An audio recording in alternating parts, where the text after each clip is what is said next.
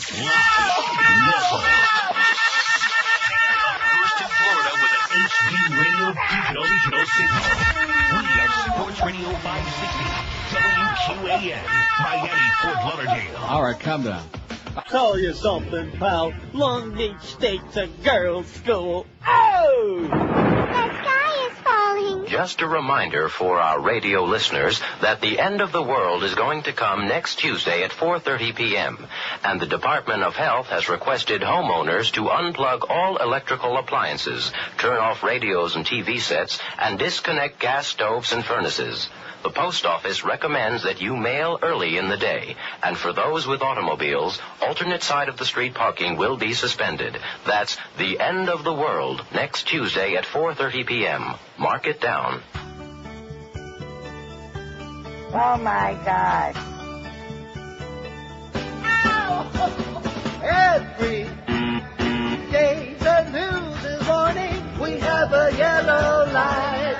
That must be they have something to hide. That's how they manipulate headlines. What's screaming any kind of subterfuge is useful, like a yellow light designed by the corporate media right. And that's why we have a yellow light. Can't explain the meaning of what these lights do.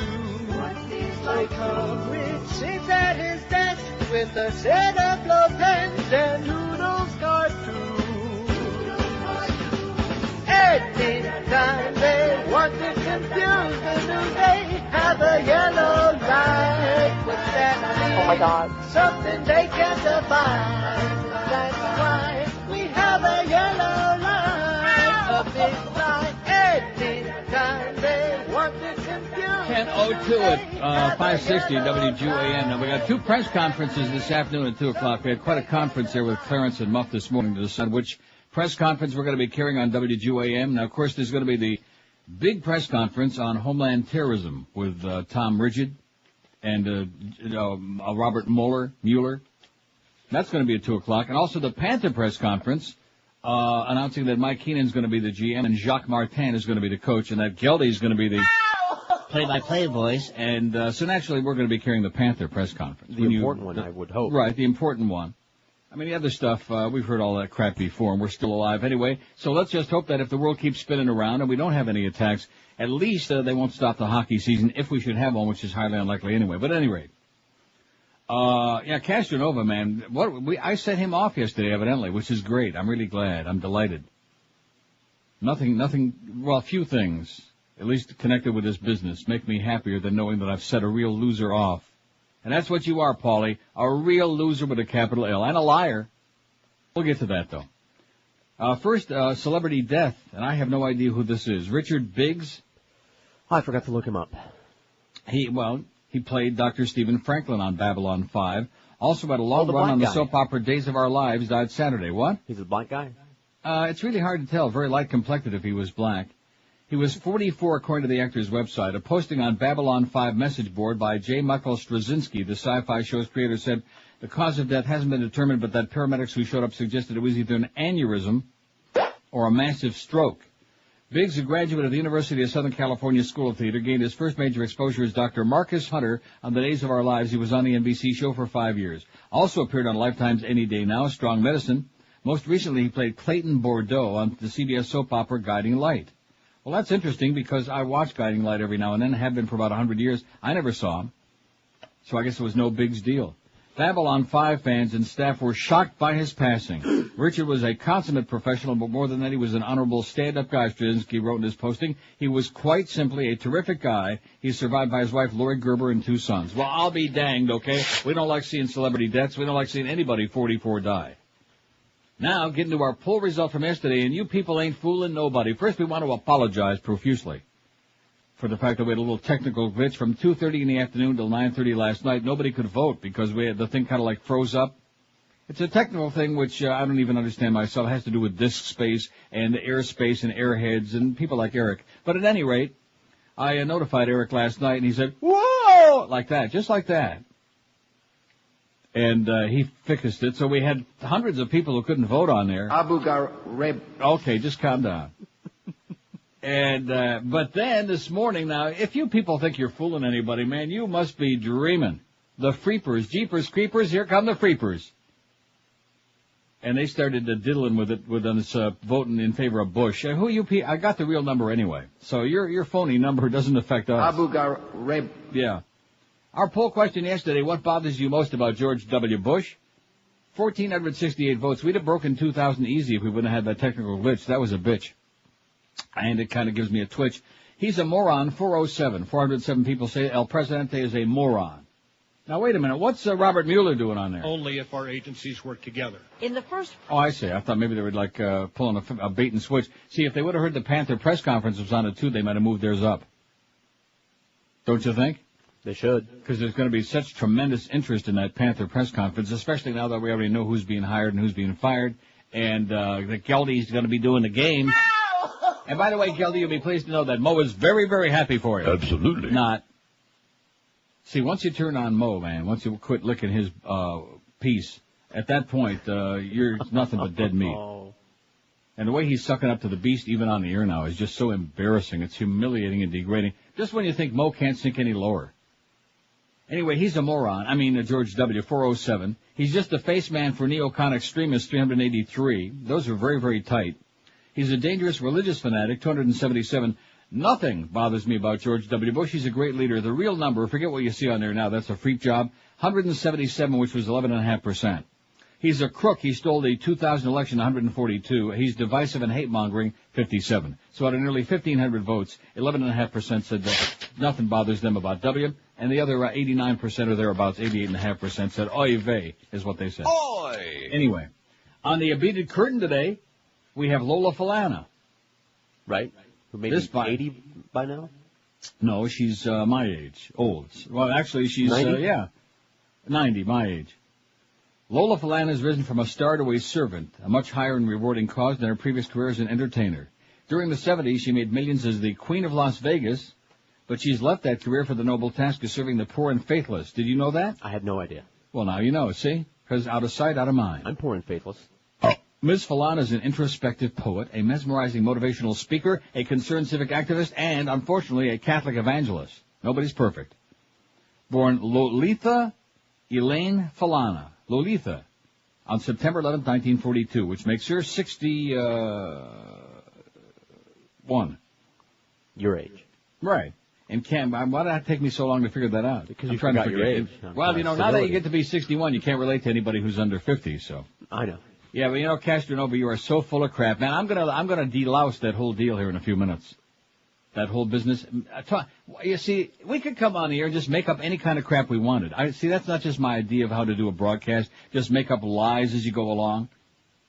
In addition to which, nice job in that 18 to 34 demo there, Paulie, in that last book with Stern off the air the whole month of March, and you went from a 7-2 to a 5-2. You dropped 2 full points in 18 to 34 persons. That's pretty embarrassing to me. And just a slight uptick in men 25-54 with Stern off the air in March. And if you think that you're going to replace Howard Stern, man, you're dreaming, sweetheart. You are dreaming. I mean, if Cheap Channel would have had any brains, what they would have done would have put Bob and Tom on Big 106, and he would have eaten you for breakfast, kept your ass on Zeta where you belong. Instead of this Lux and Terry crap, which Georgia heard Lux and Terry this morning and told me it's just exactly, it's a redneck advice show. Yeah, it's like low-key run and run.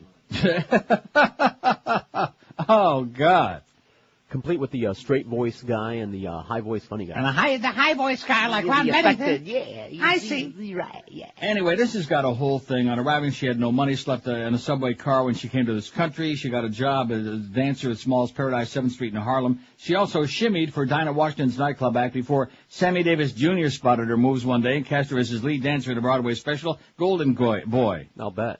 Her association with Davis, who spent much of the year performing in Vegas, led to Lola's becoming a Las Vegas fixture as well. Her first record, My Baby, for Mercury Records in '65. She was the first singer legendary producer Lenny Waronker produced when he came to Warner Brothers in '66. He cut her sterling rendition of Coconut Grove and her sprightly cover of Lee Dorsey's Working on the Coal Mine. I never heard her version, and thank God, because we like Lee Dorsey.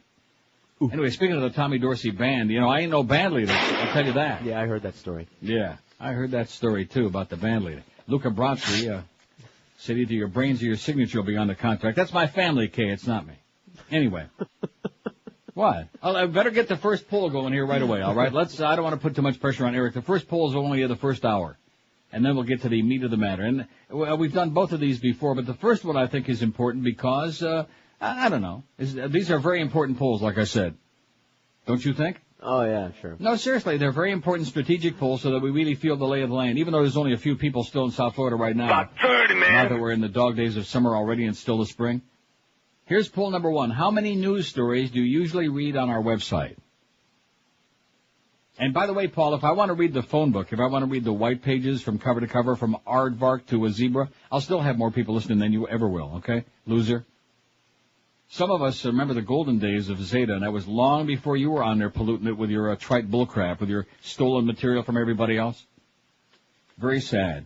But at any rate, and of course I was on Zeta. I was 44 years old in 1987, appealing to 18-year-olds. We were number 1, 18 to 24, 18 to 34, you name it. We were kicking ass.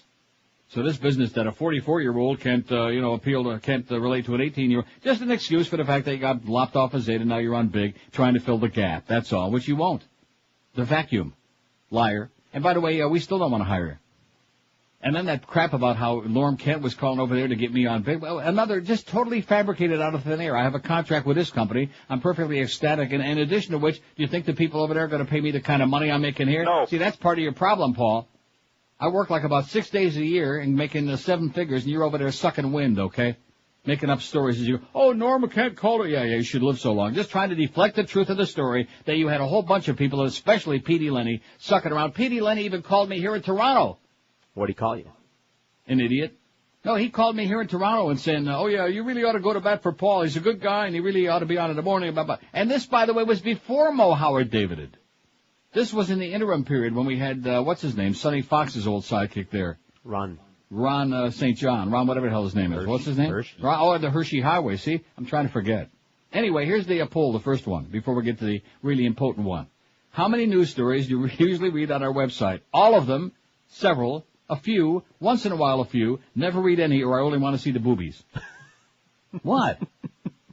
Abu Ghraib. Oh, wait. There's another one here. Wait. Abu Ghraib. Oh, no. Abu Ghraib. Abu Ghraib.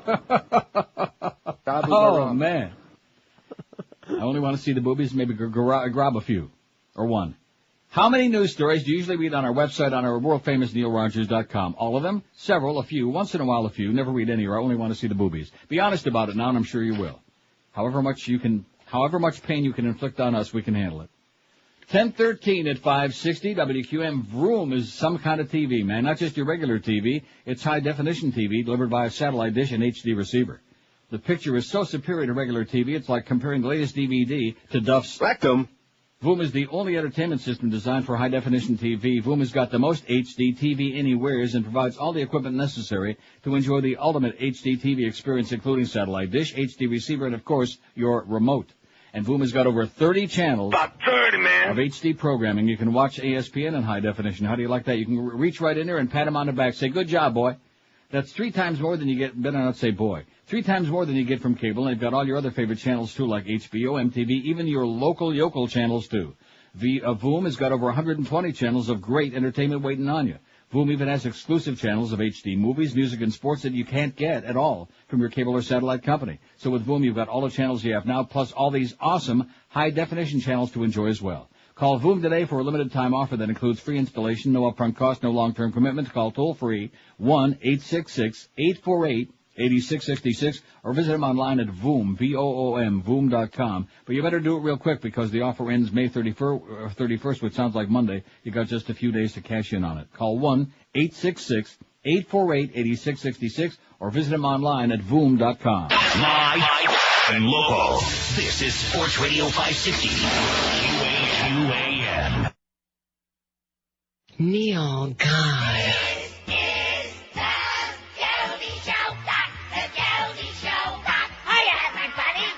To the Goldie Show.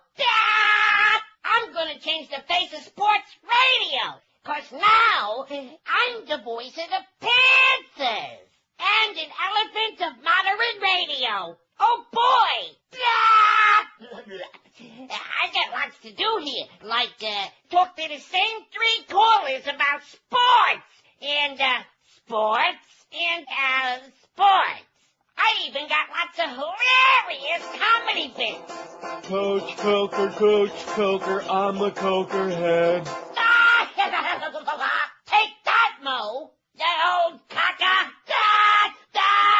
I'm the star now with my own 2 solid hours of spots. You're washed up. Now you're the bum. You can't hit me no more. You can't hit me, Mo. What do you think, I can't hear you? You're on the radio, you moron. Oh, hi, Mo. Hey, look, maybe I was a little out of line. The things I said hit you like that. Yeah, you were. And I'm not gay. Sure, I know. In all fairness, that big fat old guy they stuck me with kisses me like you used to do, but he's not you. That's so sweet. You make me almost want to come back with you. Guilty.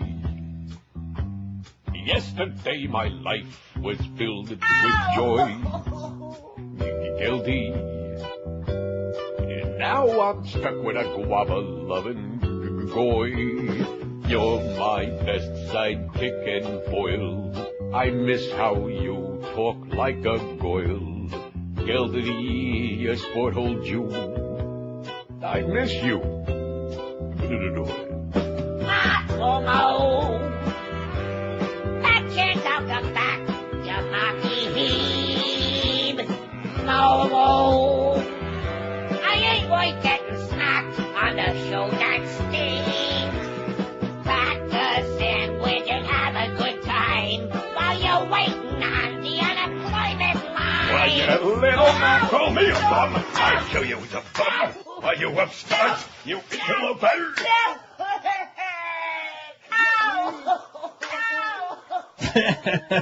Oh, man. 10:20 at 560. Just every time you think he's reached the pinnacle, the top of the mountain, he just shocks you and just eclipses whatever came before that, you know? He's just a crazy person, Boca Brian. 92 votes.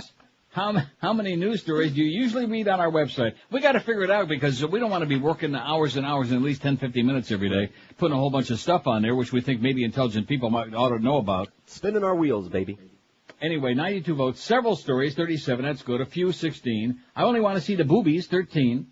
Once in a while, a few, 12. All of them, 9. Only 9, read all of them. But then again, that would be an awful lot. And never read any, only 5. So you see, that makes you feel a little more validated as a human being, right? A little bit.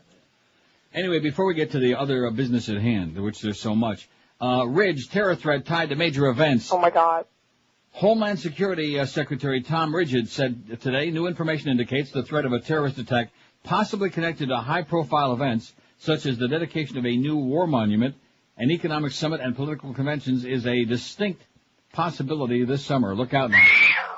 I can confirm that we've seen for the past several weeks a continuous stream of reporting that talks about the possibility of attacks on the U.S., he said, but not unlike we've seen for the past several years. You following that? No. Not unlike what we've seen for the past several years. See, keep in mind that keeping everybody in a state of panic, now that the president's numbers are dropping like a rock and things are going like Iraq and going really bad, keeping everybody on edge, keeping everybody on the edge of their seat, because this is the only thing he's got left, and even there he's just barely breaking 50%. Being the great leader on terrorism, he's the one that if we're afraid of terrorist attacks, we have to have the Bushmeister. Appearing on a morning television news show, and on several of them, as a matter of fact, in advance of a news conference scheduled at 2 o'clock by Attorney General John Ashcroft and FBI Director Robert Mueller, who makes a hell of a spaghetti, Ridge said a potential terrorist on U.S. soil. It's our job, obviously, to try to identify who they are and apprehend them. Well, now you're getting it. U.S. counterterrorism and law enforcement officials had said yesterday that new intelligence indicates that a group of terrorists already deployed inside the U.S. is preparing to launch a major attack this summer. You know, if we'd have spent some of that $100 billion we wasted on Iraq and all those lives we wasted, we maybe have gotten those people by now, you know what? And Osama Yamama and Mullah Omar and al-Zarqawi and his missing leg. This information was described by a senior counterterrorism official on condition of anonymity as extremely credible and backed by an unusually high level of corroboration. But Ridge said there are no current plans to lift the national alert status from code yellow where it currently stands. That's the mid-level alert on a 5-step warning program, higher than green and blue, but lower than orange and red. You following? Get your Now, what do the colorblind people do? Man, they've got real problems. Uh-oh. At some of the high-profile events, you'd better believe there'll be additional security, Rich said on CBS's The Early Show. Now, I love this. This is my favorite. In all of these stories, it says the same thing. The intelligence does not include a time, place, or method of attack. But the most disturbing received by the government since the Al-Qaeda attacks of 9/11, the senior counterterrorism official said. So in other words, they're not giving us a date, time, and a place and telling us how they're going to be dressed and, what they're going to be wearing and all these things. They want to surprise you. I see. So I just mentioned the fact that at 2 o'clock they're going to be having a press conference to scare the crap out of the public again, get everybody on the edge of their seat, just in time because they know that very soon people are going to be taken off because we got the long Memorial Day holiday weekend coming up, and then you got weeks and weeks of summertime vacations, and people they're off living their life. So right now is the time to grab them right by the ass, by the seat of their pants, and say, "Uh-oh, you better be on edge now," which is the only thing that they got going basically, keeping people scared. Oh, here's a fax. Chick from Plantation. Is that a guy named Chick or a chick? Well, whatever. Who knows? Paul claims he never listened to you, meaning the loser Castronovo, but he continued to say where you live and that you frequent Amsterdam. If he never listens, how does he know this info? Oh, maybe a little birdie told him. I don't know. I frequent Amsterdam. Wow, I'm pretty embarrassed about that. God almighty. And that I live in Plantation Acres, and sometimes here in Toronto, and wherever the hell I feel like it. What does that got to do with the price of peanuts? And I never met you at the Sawgrass. You made that story up. You're a freaking liar, as always. So why should it surprise us that yesterday, after just mentioning that thing that was in the newspaper about them, he just goes off the deep end today, and ripping and tearing, and just I got my own spy report from Miguel. Everything that he was talking about was made up, fabricated, a lie. Which I guess, at least if not being good, be consistent. Rip off everybody else's material, which you've been doing for years and years. Make up stories about how I was trying to get the job over there when they took Stern off there, which is a total fabrication. I wouldn't work mornings again in a million years. Is Clear Channel going to hire me? No. Would I ever work for them? No. So what are we talking about here? There was no chance of that. Again, trying to turn it around and deflect it when everybody inside QAM knows for a fact. And then I guess he said that Screw Ann Winnick called him up and begged him to come to QAM because Mo had such bad numbers. Now, I can't speak for Screw Ann, nor would I want to speak for that skanky bitch, but I doubt that very seriously. Yeah, maybe the begging part. Because we had the spy report. Well, I don't know what she was begging for, but that's not unusual. Roy! But we had reports from Duff, someone no less credible than Muff Lindsay, and from P.D. Lenny and everybody else. We were in on the action, man. Oh, please, put in a good word for Paul. He's a good guy. That's what the P.D. Lenny was begging me. And, of course, now P.D. Lenny, he's up there at 850 with all the other losers, with Bob Eisenberg. And our good friend Tom Denenberg. We like Tom Denenberg a lot. Oy! He's a good little funny guy. Kind of, Huh? Kind of nebbishy little guy? Yeah. In fact, I'm looking for that. I don't know what the hell it's under. Denenberg Diddy. No. It's this. Oh, he's a little guy, kind of funny looking. Yeah, Tom Denenberg. Now, he's all right. He's a good man. Well, little man. But at any rate, that's the deal with P.D. Lenny. He's up there after another BS artist, if there ever was one. In fact, him and Todd Dreck and Gary Sarner, maybe the three of them could elope. We'll meet them in the Provincetown. We can have like a three-way. So anyway, Castronovo, we'll find out in the second poll, because it seems to me that we took a poll a little while back, many, many weeks ago, after Stern went off the air, what people are going to be listening to in the morning now. Mm-hmm. And they did very poorly, Paul and old Ron. Now that they're on big, though, of course, they think that, well, we inherited the Howard Stern audience. You should live so long, sweetheart. You should live so long. You're in a dream world. You're fantasizing. And I can't think of anybody else who ever worked for a cheap channel who wanted out of there worse than Paul Castronovo. And he comes on here and just lies and lies. And I guess that's the way it is when nobody else wants you, sweetheart. 27 after 10 at 560 WQAM. Hey, if your hair is like falling out in clumps, if you got that big bowling ball bald spot on the top of your head, you don't want to look silly. And everybody and their brother now is trying to sell you some kind of hair replacement, either pills or some kind of a song and a dance. Charles Alfieri is the only guy you want to entrust your head to. Because for more than 35 years, Charlie's appeared as a guest on Good Morning America, Today Show, CBS Morning News, repeatedly, over and over again, all across the land. Everybody knows that he's the best in the business with his amazing patented natural hairline system. It looks like real hair growing out of your head because the hairline is where you can see the difference, as opposed to a bunch of straw or maybe a barnyard animal that landed from the sky right on top of your head. And you got nothing to lose but your ugly bald spot because Charlie's guarantee is this. You try his natural hairline system for 30 days. About 30, man. Sounds like about a month to me. And after that time, if you don't love the way it looks and feels and smells, if Castronova's not grabbing your ass 24/7, then Charlie will give you a full refund, no questions asked. Charlie also services and repairs existing hair systems, including shampoo and trim. So don't delay. Call Charlie today and change your life forever. You probably can look better and younger than you ever dreamed you could again. Forget about the pills and the potions and the BS. Call toll-free 1-800-321-2413. That's 1-800-321-2413, or check them out on the web at charlesalfieri.com. Live and local. This is... By the way, what it sounds like to me, desperately jealous and really pissed off that we wouldn't hire him at QAM. Right. Well, he said that you were jealous because they got the job over there and you didn't. Wrong. Lie. Let me just tell you one thing. If you enjoy that show, listen to it, but just remember, I just, flipping around the station until 10 o'clock, and I just flipped you on, and I said, I got to give this guy a try. This is the first time I've... Really? Well, thanks for the publicity. We appreciate it, Paul and the old Ron. Thanks a lot, pal. No. And have a great day. 567. Oh, yeah, give us all the publicity. In fact, talk about us for 4 hours every day, Paul and old Ron. Be sure and mention 560 on the AM band, because we got a few of them crappy billboards that don't say much of anything, but other than that, we get nothing. And nobody in their right mind listens to AM because it's a bunch of scratchy, crappy old, defunct radio, man, from the Stone Age. Sounds like an Edison cylinder. Like that. So thanks a lot, old Ron and whatever your name is. Man, there are no Ron and Ron, I'll tell you that. An Edison cylinder. WQAM, hello. Yeah, he was anti-Semitic. QAM. Hey, Neil. Yes, sir. Hey, let me ask you a question. That new sound bit you have where the guy sounds like he's getting slapped? Ow! Yeah, there you go. Is that you and George having fun on the weekend? Yes. Yeah? And, Paul? And, yeah. WQAM, hello. Chamba? Oh, that was definitely Paul. Until this day, I always thought it was Tatalia until this day, but now I know it's Castronovo after all, the Chamba guy. Do you know that? I had no idea. Oh, yeah. WQAM, hello.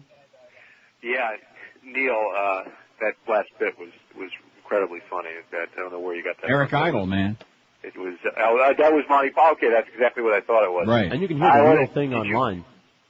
Did you catch the latest of the President's greatest hits, where he said exemplary yesterday? Oh, no. When he described the job that Rick Sanchez had done in Iraq. Abu Ghraib. You've got to find that, man? And we love the stories on the website. Keep them up. Thanks a lot, Pally. Have a great day. Now, what were you saying? You can hear the audio on our website?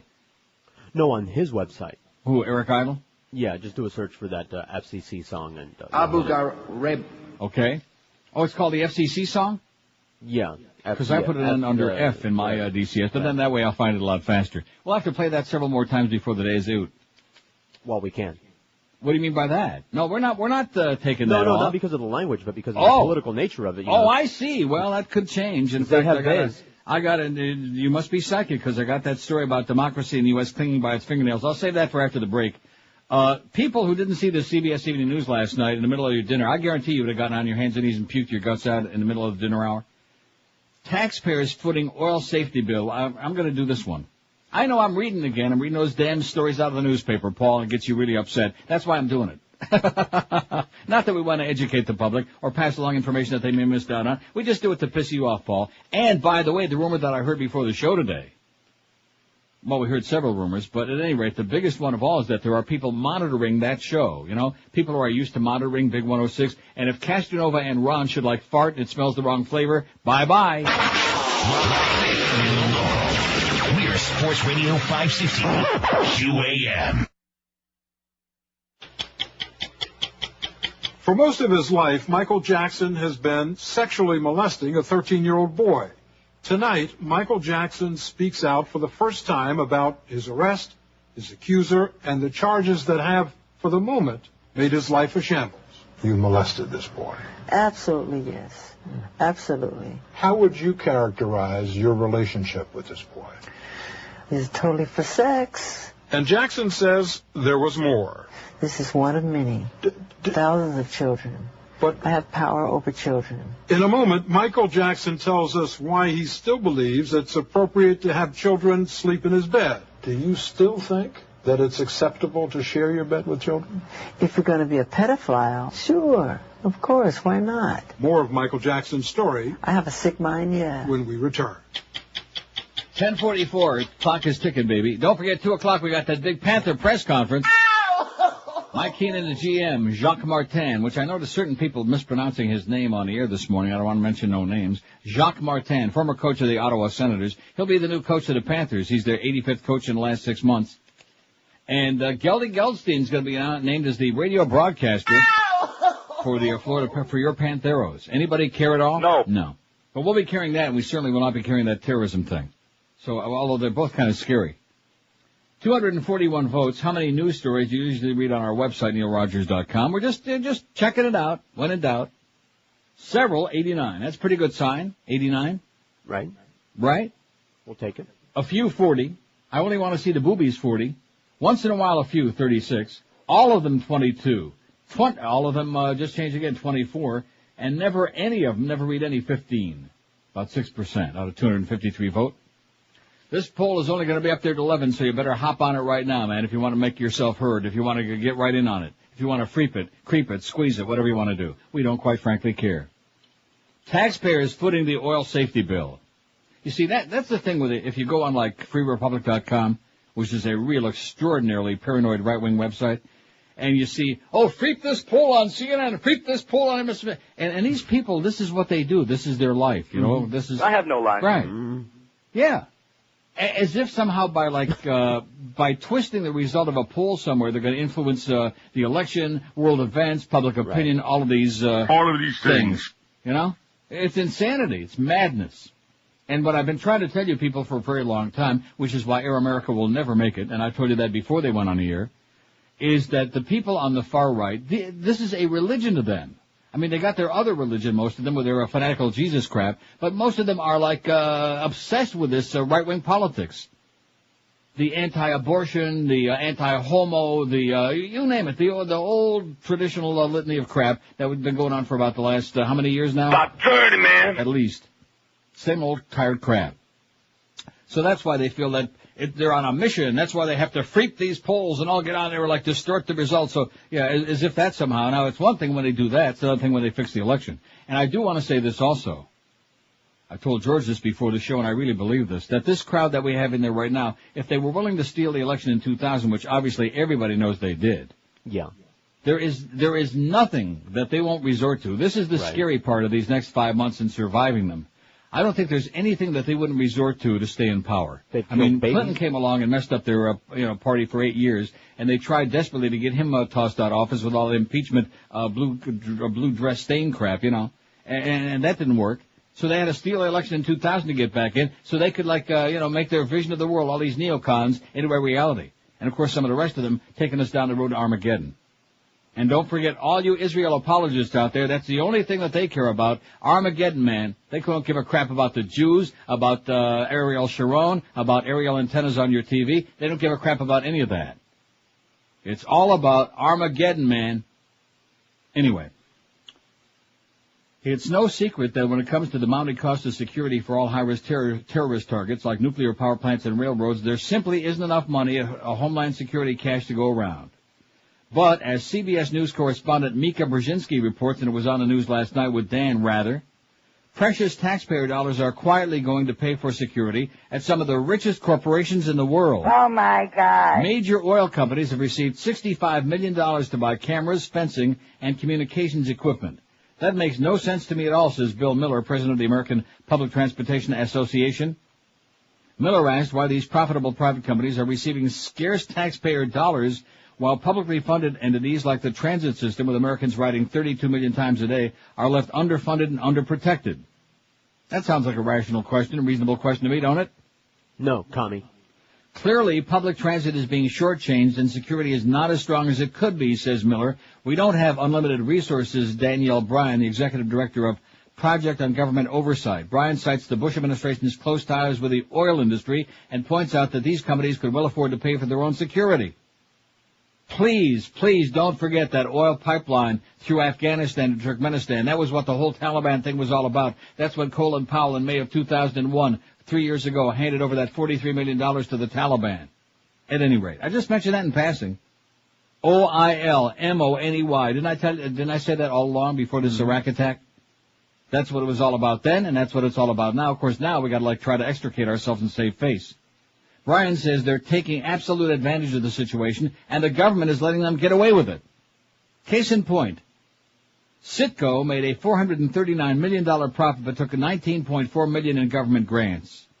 ConocoPhillips earned $4.7 billion in profits, but received nearly $10.8 billion of your taxpayer dollars. Chevron Texaco netted a whopping $7.2 billion profit. That's Chevron. Condoleezza. But several of its facilities still got over $7.3 million in government handouts. All of these companies refused CBS's request for an interview. Instead, we were sent to an industry representative, John Felmy. He says everyone, not just the oil companies, benefits from increased security. When told that the money is going to oil companies when it could be going to targets that can't afford to protect themselves, Felmy said, you'll have to speak to the Department of Homeland Security. That ain't my department. Homeland Security Secretary Tom Ridge points out that the oil companies only get a fraction of Homeland Security funds, but he acknowledged the need for more shared responsibility. Do these companies need the money, Brzezinski asked Ridge. They need to step up, in my judgment, with their own money, said Ridge. Brzezinski said, do you think maybe some of these companies are cashing in on a great opportunity here? Ridge says, well, as long as the funds are available for the private sector, they will apply. And some have applied yet again because more government funds will be available by the end of this summer. While they're raping you at the gas pump, they're raping you at the tax trough, is what they're doing. So if that doesn't piss you off, nothing ever will, you know? Just like that. Wow. Yeah, how come Castronovo's got his head so far up Rick Sanchez's ass? I wonder what that's all about. Remember that when Rick Sanchez went off to MSNBC for a few days? About 30, man. Before he came back with his tail between his legs, and they put him on with that awful, embarrassing talk show on NBC6. Oh, we wish you all the best, and you're the greatest. Yeah, right. You're an idiot, Rick. And by the way, Elion still ain't answering the phone. How many news stories do you usually read on our website? Man, oh man, thanks for the publicity, Castronova. Believe me, we can use it. We need it. I thought we had an 8 Sharon men in the last book, didn't we? Right. Yeah. Huh? 8-2. What did he have? I'll tell you what he had. 5-2. And that was with no Stern on in March. Okay, so if you think you're going to go in there and pull a number like Stern was doing on Big 106 or even close, you're dreaming, sweetheart. And then again, you're too old to be relating to like living and breathing people. He's 44 going on 90, I guess. And like I said yesterday, if you're so old and you can't relate to the younger audience, how come you're stealing my material, a doddering old fool like me who's washed up and over the hill? Huh? Why is that, Paulie? How many news stories do you usually read on our website is the poll question. Our first of this hour, 301 votes. Several, 113. I only want to see the boobies, 52. That's moving into second place, 52. Once in a while, a few, 46. A few, 45. All of them, 26. And never read any, 19, 6.3%. They're going to show us a thing or two. They never read any. Now here comes something. I don't want you to get nervous. Oh my God. I don't want the audience to go into a panic. This is a pretty good and scary column by Chris Rowthorne, who's an American journalist based in Japan. Okay. It was on Smirking Chimp the other day. It was on our website. It says, if George W. Bush is reelected in 2004, the fate of American democracy will be held in the hands of al-Qaeda and like-minded terrorists the world over. Is this rank paranoia, or is it a logical conclusion based on careful observation of recent events? Before you decide, please try this little thought exercise. Imagine for one moment what's becoming an increasingly likely scenario in the U.S., another large-scale terrorist attack somewhere on American soil. This might be a dirty bomb in New York City, a bioterror attack in Washington, or a thermonuclear device in either of these two cities. What would the Bush administration do in the face of such an attack? First, the Bush administration would ram the Patriot II Act through Congress. This, in and of itself, would basically spell the end of American democracy. The Patriot Act II contains all the provisions necessary to turn America from a relatively free democracy into a Soviet-style totalitarian state. Most importantly, it would allow the government to declare anyone who wished to be an enemy combatant and strip them of their rights as a citizen. It also contains provisions that would effectively repeal the Fourth Amendment, the freedom from unreasonable searches, and the Fifth Amendment, the right to a grand jury and the freedom from testifying against oneself. But passing the Patriot Act II would only be the start. Faced with another large-scale terror attack on American soil, the administration would almost certainly declare martial law, suspend or significantly curtail the freedom of the press, and authorize the military to act as domestic policemen. The Bush administration has already floated the idea of authorizing the military to act as domestic policemen. See the New York Times article, Misusing the Military, July 24, 2002. Finally, the administration would quite likely suspend elections for some period of time, using the excuse that an election cannot be held during the time of crisis. All of these measures would ostensibly be to keep the peace in the country and prevent further attacks, but they would also nicely serve to cement the ruling party's grip on power, perhaps once and for all. Certainly all of this sounds like the wildest fantasy, but consider how the U.S. reacted to the attacks of 9/11. Consider in particular how the Bush administration manipulated the tragedy for its own cynical ends. What is most important is not what the Bush administration did in response to the attacks of 9/11, but what they learned from the attacks and their aftermath. What have they learned? They've learned that the country will indeed allow them to exploit a terrorist attack for their own ends. They've learned that the country will not blame them for allowing it to happen. They've learned that they will rally around the president, even if that very president allowed the attacks to happen due to his own negligence. In short, there is every reason to think that the Bush administration's experience of 9/11 will have emboldened them to exploit any future terrorist attack in an even more cynical and ruthless fashion. It's not too much to say that democracy is clinging by its fingernails in the U.S. It would take very little to push it over the edge and replace it with a system that can only be realistically called fascism. The Bush administration is both ready and willing to make this change. They're merely waiting for the opportunity. They're well aware that this opportunity would come in the form of another large-scale terror attack on American soil, and given what we know of America's porous borders, the ruthlessness of groups like Al-Qaeda, and the administration's own disastrous record of preventing terrorist attacks, can we be even remotely sure that such an attack will not come sometime in the next 4 years? Most experts on terrorism agree that such an attack is not a matter of if, but when. If such an attack were to occur, not would only thousands of Americans die, but American democracy would die with it. That is, if the Bush administration was at the helm when the attack occurred. Thus, we must do all that we can to ensure that George W. Bush is not re-elected president in 2004. While George W. Bush is in office, American democracy is in a position of great peril and could literally vanish in an instant. This means voting for the only candidate who's got any real chance of defeating him in the 2004 presidential election, Senator John Kerry of Massachusetts. With John Kerry in office, we can be sure that the Constitution will be protected. More importantly, we can be sure that the great American experiment in democracy will not be held captive to the whims of nihilistic terrorists who would like nothing more than to see the U.S. go the way of Nazi Germany and Mussolini's Italy. I just mention that. I mean, some people think, oh boy, that's pretty extreme. I don't think so. No, very reasonable. Logical. And what have I been saying about? Well, we might not have no more elections. Oh, you're so funny. Oh, I'm glad that it's amusing. Anyway, we're getting to the end of this first poll here today, and then we'll get into the second one about your radio listening now. And we'll see just what's going on. It might turn out that everybody and their brother is tuned into Paul and Ron because they're jonesing for Stern, and he ain't coming back to South Florida. In fact, he may be going to satellite radio. I got another article on that today. Mancow, Stern, and who's the other one? Opie and Anthony. I'm sure Imus will be glad to hear that. 335 votes on the first poll. How many news stories do you usually read on neilrogers.com on our World Flaming website? Several 124. I only want to see the boobies, 62. A few, 52. A few boobies. Once in a while, a few, 50. All of them, 27. All of those stories, wow, 27. Never read any, 20. 5.9%. That ain't too bad, We'll take it. Makes you feel like fulfilled. A little teeny tiny bit.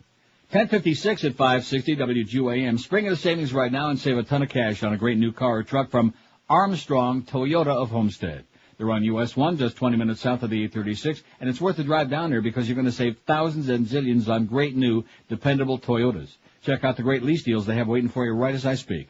An 04 Camry or 4Runner, just $269 a month for 48 months. How about an 04 Highlander, just $309 a month? Need a truck? How about an 04 Toyota Tundra, the safest truck in the USA, just $179 a month for 48 months. These are just some of the great savings waiting for you right now at Armstrong Toyota of Homestead, where they want to make you a happy camper. In fact, their service department is even open late till 8 weeknights to make sure they get all your service work done for you, too.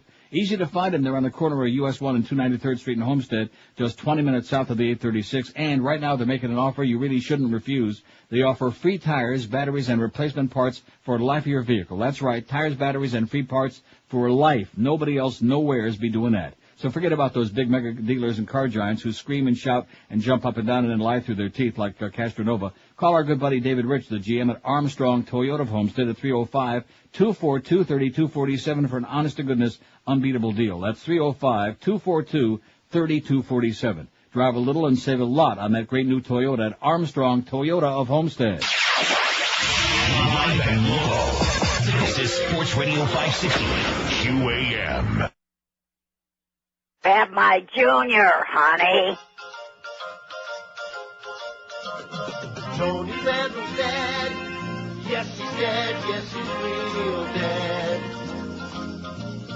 Tony Randall's dead. He died? Yes, he's dead. Yes, he's real dead. Yes. He was known as Felix. His kid had just turned 60, was real old. And like a show, now he's dead. Ow! 11:02 at 560 WQM. We got the Mad Dog, Jim Mandich at 2. We got the Humper, the Hebrew Hammer, Hank Goldberg, 4 to 6:35. Marlins on deck at 6:35. Marlins at the Reds try to make up for last night's loss. 7:10 tonight. Eddie K after the baseball game. That's our agenda. And don't forget, join QM for a Marlins watch party starting at 6 o'clock tonight. Does that mean you get a free watch? It would be nice, but no. Ooh, free Rolex? Watch this.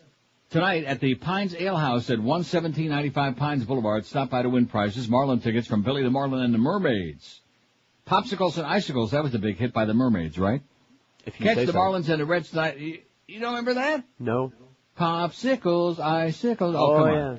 Da-da-da-da-da-da. These are a few. Anyway, catch the Marlins and the Reds tonight at the Pines Ale House, 6 o'clock. Be there or not, as the case may be. Here's a fact that says, did you hear the interview with W where he said he resented being labeled as intarded? No, but I heard where he said... Abu Ghraib. I heard that. Oh, jeez.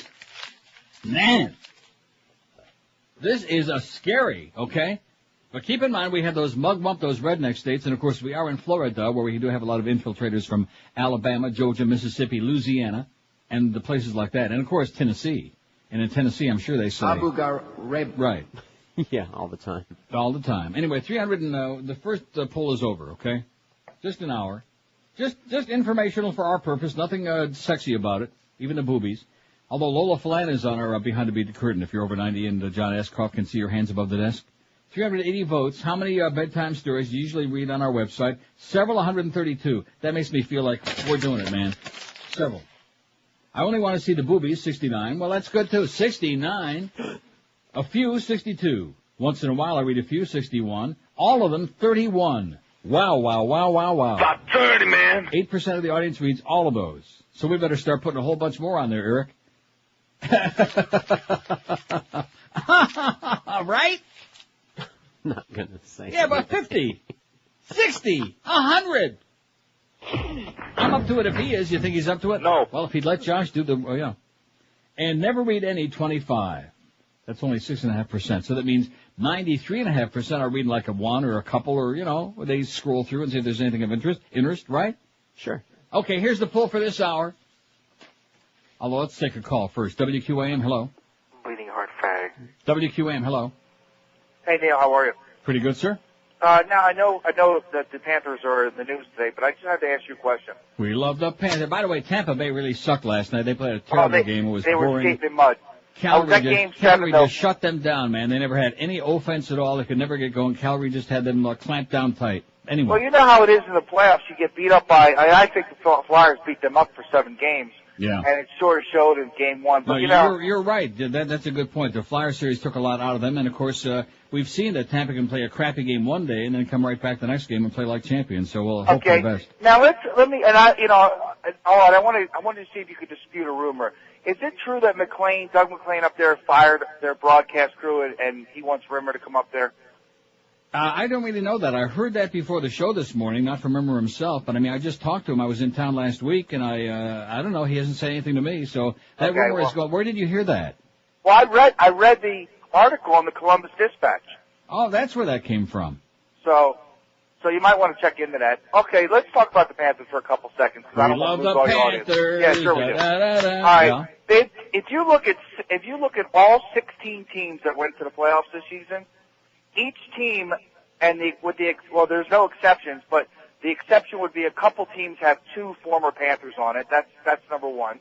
That Rhett Warner's playing like crazy, man, for Calgary, I'll tell you that. Well, they all play better when they leave here. That's not a coincidence. That is now, correct. how can you go through so many coaches and so many general managers before you have to get it right? And I'm thinking now, hold on now, Dudley was good bringing in the kids because he brought in the kids in Tampa, but he didn't finish the job there. So maybe Keenan will finish the job here. What do you think? Well, you mean he didn't bring in Andrechuk in Tampa? He didn't bring in Freddie Modine in Tampa, who was a young veteran? Huh?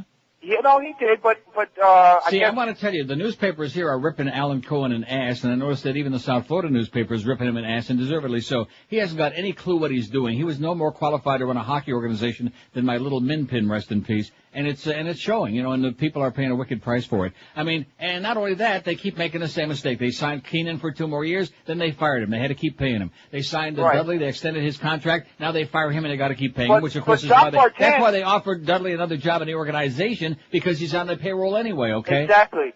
But, Neil, Jacques Martin, I mean, he was a goalie away from winning the Stanley Cup, Yeah. in my opinion.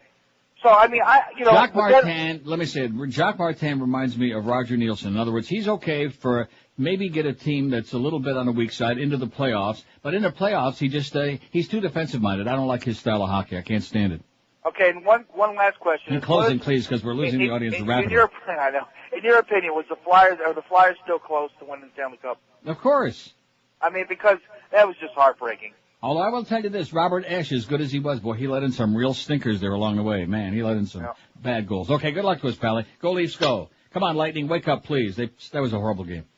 Okay, what morning radio show before 10 a.m. do you listen to most? Now, I know we did this similar, when Stern first went off the air back at the end of February, whenever the hell it was. But this is important now because we need to find out where the chips are falling. You know what I'm saying? Where did they all go? Where did they all go? Well, where they're all laying out, What morning show, radio show before 10 a.m. do you listen to most? I put none.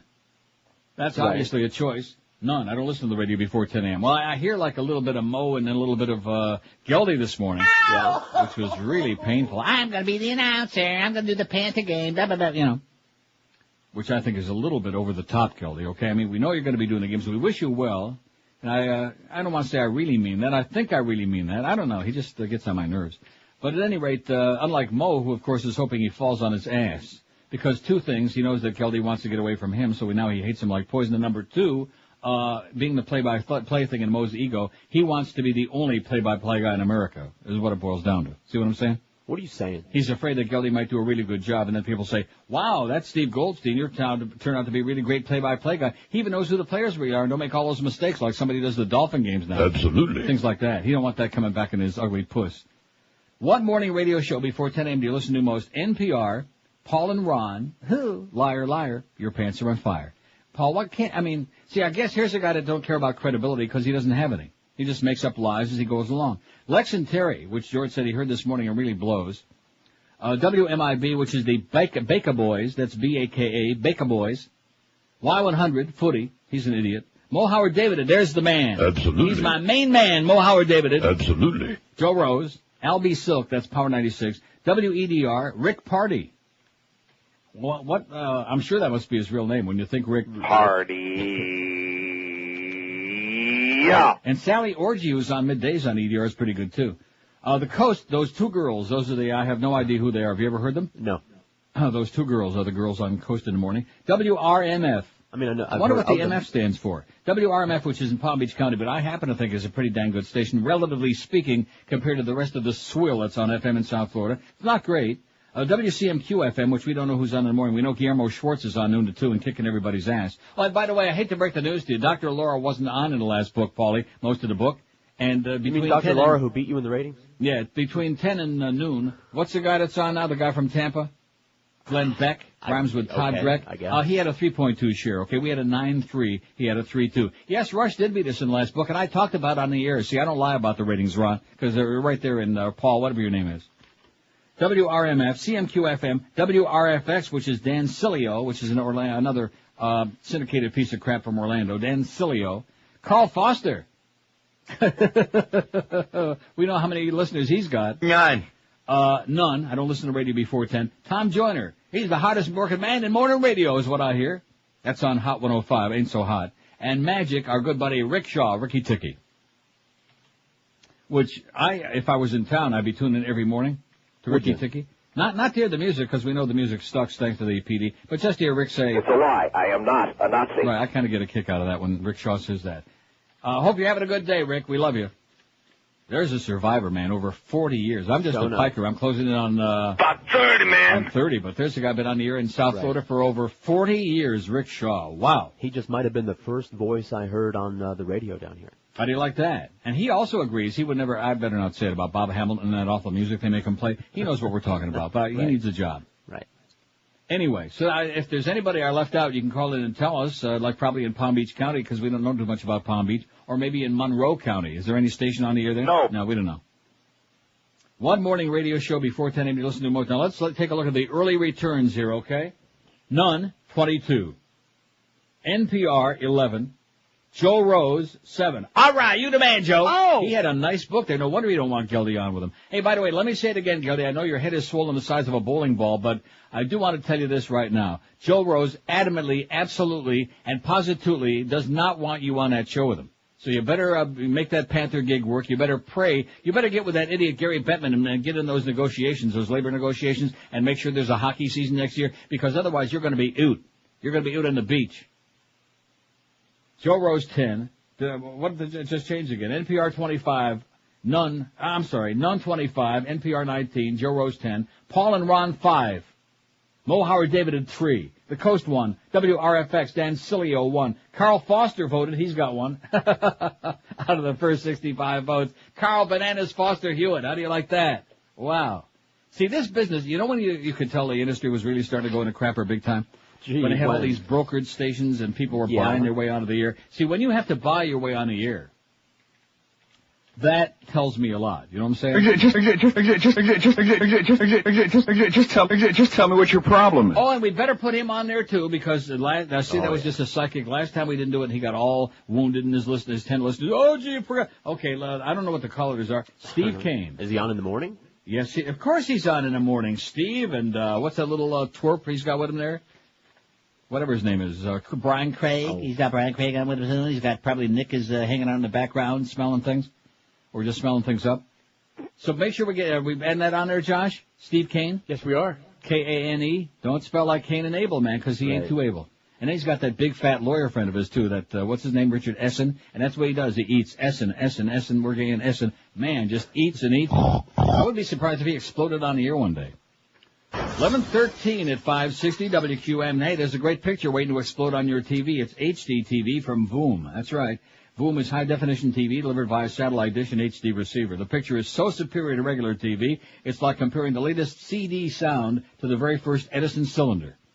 Voom is the only entertainment system designed for high-definition TV. Voom has got the most HD TV anywhere, and they provide all the equipment you need to enjoy the ultimate HD experience, including the satellite dish, HD receiver, and the remote, too. Voom has got over 30 channels of HD programming. About 30, man. You can watch ESPN in high definition even. That's 3 times more than you get from cable, and they've got all your other favorite channels like HBO, MTV, even those local channels, and we're apologizing for those. Voom has got over 120 channels of great entertainment waiting on you. Voom even has exclusive channels that you just can't even get on cable or satellite, including HD movies, music, and sports. So with Voom, you get all the channels you have now, plus all these new, awesome, high-definition channels to really enjoy, too. Call Voom today, toll-free, 1-866-848-8666, or visit them online at Voom.com for a limited time offer that includes free installation, no upfront cost, no long-term commitment. That's 1-866-848-8666 or Voom.com online, but you better check it out today because the offer ends next Monday, May 31. Live and local. We're Sports Radio 560 QAM. WIOD. Oh, I hate that station. Absolutely. I can remember back when radio was cool. I said when I grow up, that's what I want to do. But now it's run by greedy corporate holes and suits that only care about the bottom line, not you. They are omnipotent, their power has no end. Because the CEO is Daddy Bush's friend. Consultants know what's meant for you to hear instead. Your brain was wired up. They plugged it in. Clear Channel kills the radio star. Clear Channel kills the radio star. It turns on in and the talent is gone. It sounds the same no matter where you are.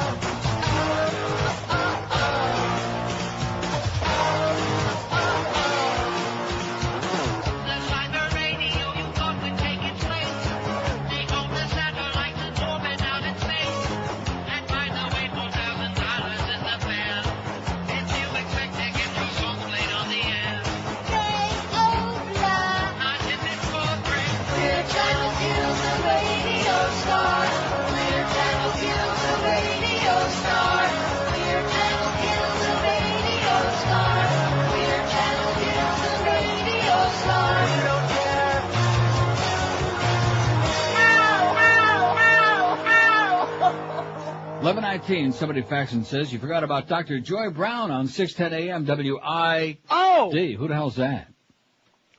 This chick, I guess. Who the hell is Dr. Joy Brown? I know Brown Joy. Muff said it's something. It sounds like he might be interested. At any rate, let's get her on there right away. Josh. She's on there. Okay, just relax now. Don't get all hyper on me. What morning radio show do you listen to the most before 10 o'clock in the a.m.? NPR, 39. None, 38. WNUN. I don't listen none. I don't get none. Joe Rose, 25. Paul and Ron, 10. Let's see, they've each voted 5 times if my math is right. Mo Howard David had 6. Carl Foster, 2. Carl Foster's got a pair. The Coast, 2. WRFX, Dan Cilio's got 1. Rick Party, 1. What kind of a name is that? Rick Party. Yeah. Oh. Wow. Rick Party. And no votes yet for WEDR, LB Silk, WRMF, WCMQ-FAMA, Lexington Terry, whatever the hell her name is, Lexington Terry, Tom Joyner, the hardest working man in the radio biz, WMIB, which I thought we knew who they were, the Baker Boys. They don't have any. Y100 Footy don't have one. Steve Kane just went on, or he don't have one yet. And WIOD, Dr. Joyce Brown, has got none so far. 5670560, pound 560 on the AT&T and Verizon wireless line. Boy, life is sure great. I'll tell you that right now. Right now, I would say, it don't get too much better. You know what I mean? For who? Sun, for me. Oh. Sun is shining here right now. It's going to be a beautiful day, Paul, because I know you really care about these Toronto weather forecasts. As a matter of fact, I'll give you the up-to-the-date temperature right now from City Pulse TV. Oh, we don't want to give a spot to Hakeem Optical. Probably a bunch of Arabs. 16 degrees. It's starting to get sunny for the first time in quite a while, by the way. We had a lot of cloudiness and rain and, murky stuff, but that's okay. It's going to be, 66 today? 70 tomorrow. So 16 is what? 61 Fahrenheit. So that ain't too bad. In fact, it's time to go out and have a party in our pants. Line 9's ringing. WQAM. Hello. QAM. Line 9 is dead? That's a rare opportunity missed by some foolish listener out there. WQAM. Hello. QAM. Hola. Hello, Neil. Yes. How are you, Pally? How's Pretty good, Pally. Yeah. Never better, as the Mad Dog would say. Hey, I'm a little surprised you didn't add your favorites, Bob and Tom, to that list. Well, I forgot about them because they're not on in the South Florida market. They're on in Palm Beach, though. What station are they on? They're ZZR? on the Gator, 98.7, but you probably hit them at least midway to Broward, I would imagine. Gator's a 50,000-watt station. Let's get them on here right away, Bob and Tom. A very bad oversight for which we apologize profusely. Apology accepted. Hey, did you watch the president's speech the other day? No, I did not. This I idiot... did hear him say... Abu Ghraib. I heard that. Oh, he stumbled and stammered throughout the entire thing. Big words are not one of his strong points. But throughout the whole thing, he didn't say anything new. Yeah, well, we know that. That's what everybody said. He just rehashed the same old crap, which is why the networks didn't carry it, because they knew it was just going to be a rehash, and it was. It was a rehash, and then he said, he changed. He didn't mention weapons of mass destruction. However, he did say that the reason that we went into Iraq was to liberate and to bring democracy. Mm-hmm, and still, to this day, I still encounter people who think that Saddam was responsible for 9/11. Well, in that case, I would say just shoot him, Yeah, we're going to have to. Neil, I love you, buddy. Enjoy T.O. Have a great gay day. Gary says, could you add BBC World Service and Air America to your list? Holy cow. Oh, my God. I listened to both before I switched to QAM for your 4 hours, then immediately to music, says Gary. BBC World Service, which I have no idea what that is. Is that like shortwave? He must have XM or something, or Sirius. Oh, and Air America. Well, Air America ain't going to be on. We're not talking about online. We don't want to find out about people listening online. That's all well and good, but that's not a radio show, okay? I mean, it isn't for us. See what I'm saying? Yeah. For the common man. What do you listen to before 10 a.m.? Now, why did Dave tell me the question, okay, and then before he gave me the answer? He read the question back to me. When I can pick it up, 70% of the time I listen to Stern on 96.1 FM out of Naples, Fort Myers. Okay? Well, do we want to put, No, that's not right. What? No, I I don't mean, think people we should. still listen to Stern online, which they're more than entitled to, but we're not going to put him on because he's not on the radio no more in South Florida. That's the whole point of this, is to find out what people are listening to on that old sad thing called a radio that used to be great. You used to want to squeeze it and hug it and touch it. And now it's like, oh, geez, get that thing away from me. And the radio, too. Somebody says Francisco Arruca on Waxy 790. I didn't know he was on in the morning. In fact, I never, Remember that call? He's on twice a day, apparently. Francisco Arruca is the Yeah, best Arruca, radio show yeah. on AM. What time is he on? I don't know. See, everybody likes him, but nobody has any idea what time he's on, which is kind of strange. Anyway, Waxy 790, we should stick him Francisco on Arruca. Although it says here Francisco Ayuda. I don't think that's correct. No, it's Arruca. It says Francisco Ayuda. Get with it, okay? Get with the pick it upon him, man, or we're going to deport your ass. Francisco Arruca. Plus, I like saying that a lot better. Makes my palate like quiver. Arruca. Ooh. Anyway, he's on 8 to 9, bashes the hell out of Bush, and of course the old fart Cubans probably don't like him. Although, like I said yesterday, the rumor we're hearing is the Cubans are starting to turn it around. Wreck 'em. That's right. They're starting to bash the old Bushmeister and starting to finally see the light. Better late than never, you know what I'm saying? They maybe have been blinded by the light, but now they're starting to see the light at the end of the tunnel. Maybe it was one of those tunnels that we're checking out in Israel. 26 after 11 at 560 WQAM. Oh, I better get this all set, because I don't know if Josh is going to charge extra to say see him or not. And we can't afford, with our low-budget show. It's paid by the shrimp. Yeah, I'll bet. Lobster Fest is back at the Emerald Coast. You're going to love that. All you seafood lovers. This is not just another Asian buffet, which there are how many of those around town? About 30, man. Every street corner is another imitator, another faker, but you find nothing like the Emerald Coast. They offer you sensational mouth-watering dishes. Everything is fresh. They use no crap, no MSG, no cornstarch. They cook only with cholesterol-free oils. You walk out of there with a big full stomach and a big smile on your puss, no pounding headache. 6 different kinds of soups. All kinds of great entrees like New York strip made to order at their sizzling Asian grill. Hunan fish, that's a brand new item on the menu. Maine lobster thermidor style, Jonah crab, oysters on a half shell, hand-carved prime rib, their new Thai specialties as well. You'll find a full salad bar, a full Chinese food lineup, their brand new sushi bar, and fresh cocktail. And if you have any room left at the end of this incredible feast of really great, delicious, fresh goodies, Emerald Coast features a full dessert station featuring Belgian waffles, pies, cakes, pastries, ice cream with and all your other favorite toppings too, even fresh fruit. Emerald Coast, a great place to pig out, now with 3 locations, Pembroke Pines, Sunny Isles, and in Sunrise. So take the family, book your next business luncheon, whatever you like, and let the folks at the Emerald Coast cook up a gigantic feast just for you. They're voted number 1 by Zagat Restaurant Reviews. WSVN News is South Florida's best Asian buffet. Takeout delivery always available too. For that, call 954-572-3822. That's 954-572-3822. There ain't nothing like it. The world-famous Emerald Coast Chinese Buffet. Live and local. This is Sports Radio 560. QAM. Miami town at 560 WQAM.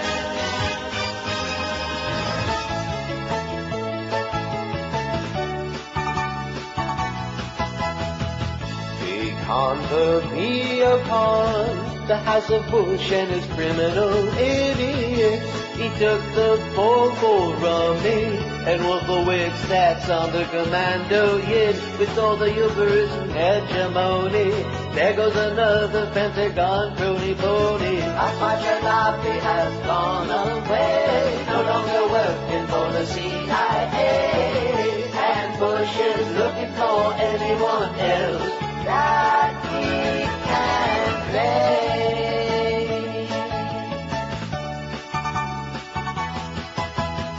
The occupation is going bad, like Dixon Bush is saying that he has a plan, but he's losing his grip on the power grab, with the killing, rape, and torture going on in Iraq, and his bank robbing buddies selling secrets to Iran.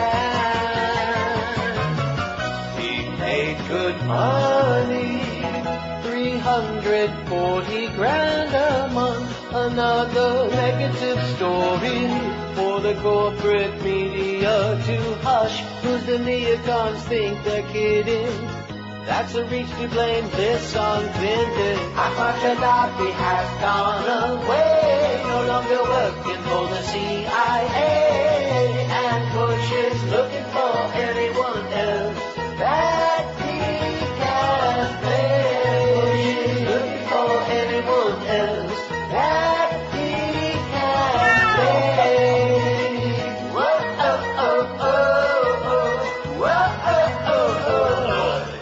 11:33, 27 to noon. Boy, he must have got the good shipment in over the weekend, I'll tell you that. It's nice to share. He doesn't. No. At any rate, I want to hear just the beginning of that again. I get goosebumps. Oh yeah, that does it for me. Anyway, so Norma Kent faxes and says, let's see, what did he just say? Well, beside the fact that we should have put his show on there, although it ain't on no more. That's the problem, Norma. I know you had a whole bunch of listeners. About 30, man. All down there at the courthouse. Oh, gee, Norm, you're a great broadcaster. I wonder what they would say behind your back. At any rate, he said, as usual, I'm right on target. I got my thumb right on it, and that is Air America. He's heard some more inside crap. 3 more months, maybe. And then, bye-bye. Didn't I tell you there wasn't a Chinaman's chance in hell that wasn't going to work? Somebody said, I guess it was you. Yeah, yeah, something like that. How's that poll coming out? Let's take a look. What morning radio show before 10 a.m. do you listen to most now that the most important show is off the air, the Norm Kent show? I mean, the Howard Stern show. None, 62. NPR, 59. Joe Rose, 48. I'm telling you, man, Joe, he's doing it. Paul and Ron, 14. Not too exciting. Bob and Tom is up to 10 already, and that was an oversight. Should have been on there from the beginning. I'm going to tell you, Paul and Ron couldn't lick Bob and Tom's ass, okay? No, Would you agree? Show. No, seriously. I mean, they're not even in the same league with Bob and Tom. No, of course not. I would love to have Bob and Tom down here in the morning. God. Mo Howard David has got 8. In fact, Bob and Tom just went up to a dozen just while I was saying that. Mo has only got 8. He's weak. Absolutely. WRFX Dan Cilio's even got 5. Carl Foster's got 3. That is a shocker. The Coast has got 3. WIOD Dr. Joy Brown has got a pair. Rick Party's got 1. Lex and Terry 1. Steve Kane's got 1. Probably a fake. Probably an implant. Tom Joyner's got 1, and no votes yet out of 224 for WMIB. Y100 Footy. Boy, do we despise him or what? He's just a twerp. Al B. Silk, WEDR, WRMF, WCMQ FAMA, and Francisco Arruca's on there, but he don't have any yet. Well, the audience, if they could have just been a fly on the wall this morning when Duff came in, and I started asking, well, because we don't know, how the hell do we know? I said, well, who does the morning show on the Coast? Boy, I'll tell you, his eyes must have lit up like a pinball machine. It must have started spinning around, because now here was something to do, you know what I mean? Attention, man. Here's an assignment, Muff, that has nothing to do with Rectum. ass. Here's something that you can actually, go and he came back, and sure enough, the Baker Boys on MIB and all this other good stuff. Nice going, Duff. He's sitting in there now probably with a that kind of look on his face, self-satisfied grin like, oh, boy, I did it. Yeah, he contributed. Isn't that great? Oh, I'm sorry, I was listening to something else. What's that, the Baker Boys? You know it. WQAM, hello. Hey, Neil, how you doing? Pretty good. Have you had the chance to listen to Lex and Terry?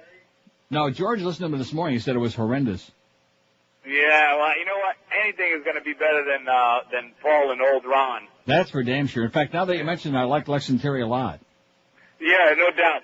Hey, retire already, okay? Okay. They love that. Retire! Yeah, we missed that guy. Where's the original guy? He'll be around. He's got a schedule. He what? He's got a schedule. Oh, I see. Maybe he's on his way to retire. I don't know. Maybe he just retired from calling. I doubt it, though. They never do that. 5670560. So Lex and Terry, the deal with that is, George says, is that it's somebody told us that the other day. It's an advice show for rednecks or some kind of crap like that, right? And they're trying to be funny. A low-key Ron and Ron with the same, the low-voiced, straight-talking guy and then the affected, high-voiced, funny-sounding guy. It's the Ron Ron Radio Network. Uh-huh. See, to have worked with Ron and Ron was to really understand the inner machinations of what a piece of crap that really was. And, of course, some of the rednecky people out there get very upset when I say that, but that's my opinion. I thought that they were just an abortion. I mean, Rick and Suds were like Walter Cronkite and Chet Huntley compared to a Ron and Ron, all right? Good night, Chet. Good night, Rick. U.S. intelligence fears Iran duped the Hawks into Iraqi war. This is something I think we ought to read at least a few sentences of anyway, and that's good. This is by Julian Borger in the Guardian, in a Brit newspaper where they print a little bit of the truth once in a while, just by accident. An urgent investigation has been launched in Washington into whether Iran played a role in manipulating the U.S. into the Iraq war by passing on bogus intelligence through Ahmed Chalabi's Iraqi National Congress, it comes out now. Some intelligence officials now believe that Iran used the hawks in the Pentagon and the White House to get rid of a hostile neighbor and pave the way for a Shia-ruled Iraq.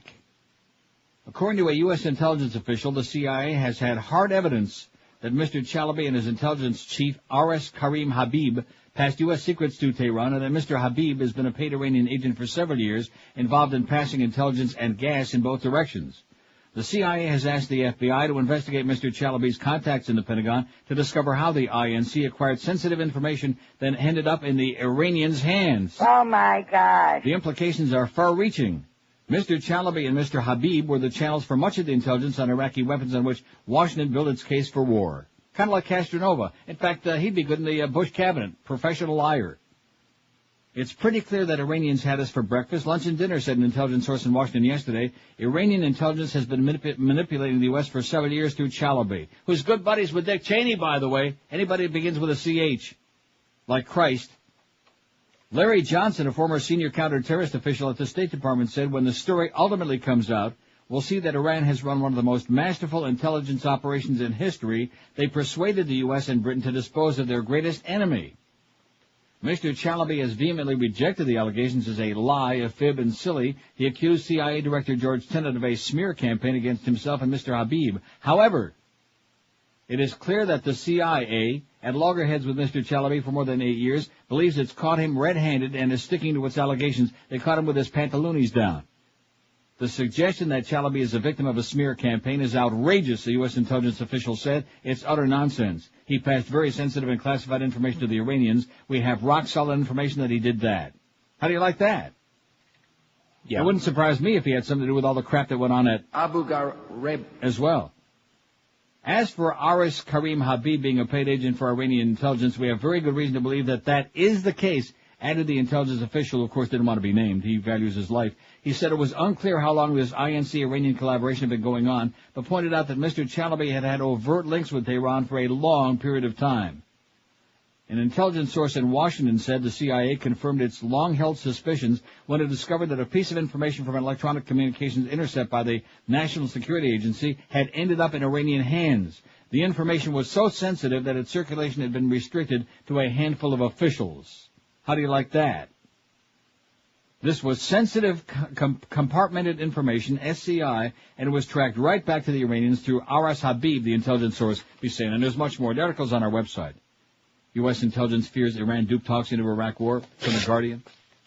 Again, for those people out there who really have some interest in finding out what's going on in the world, the rest of you people enjoy the boobies, okay? And we do.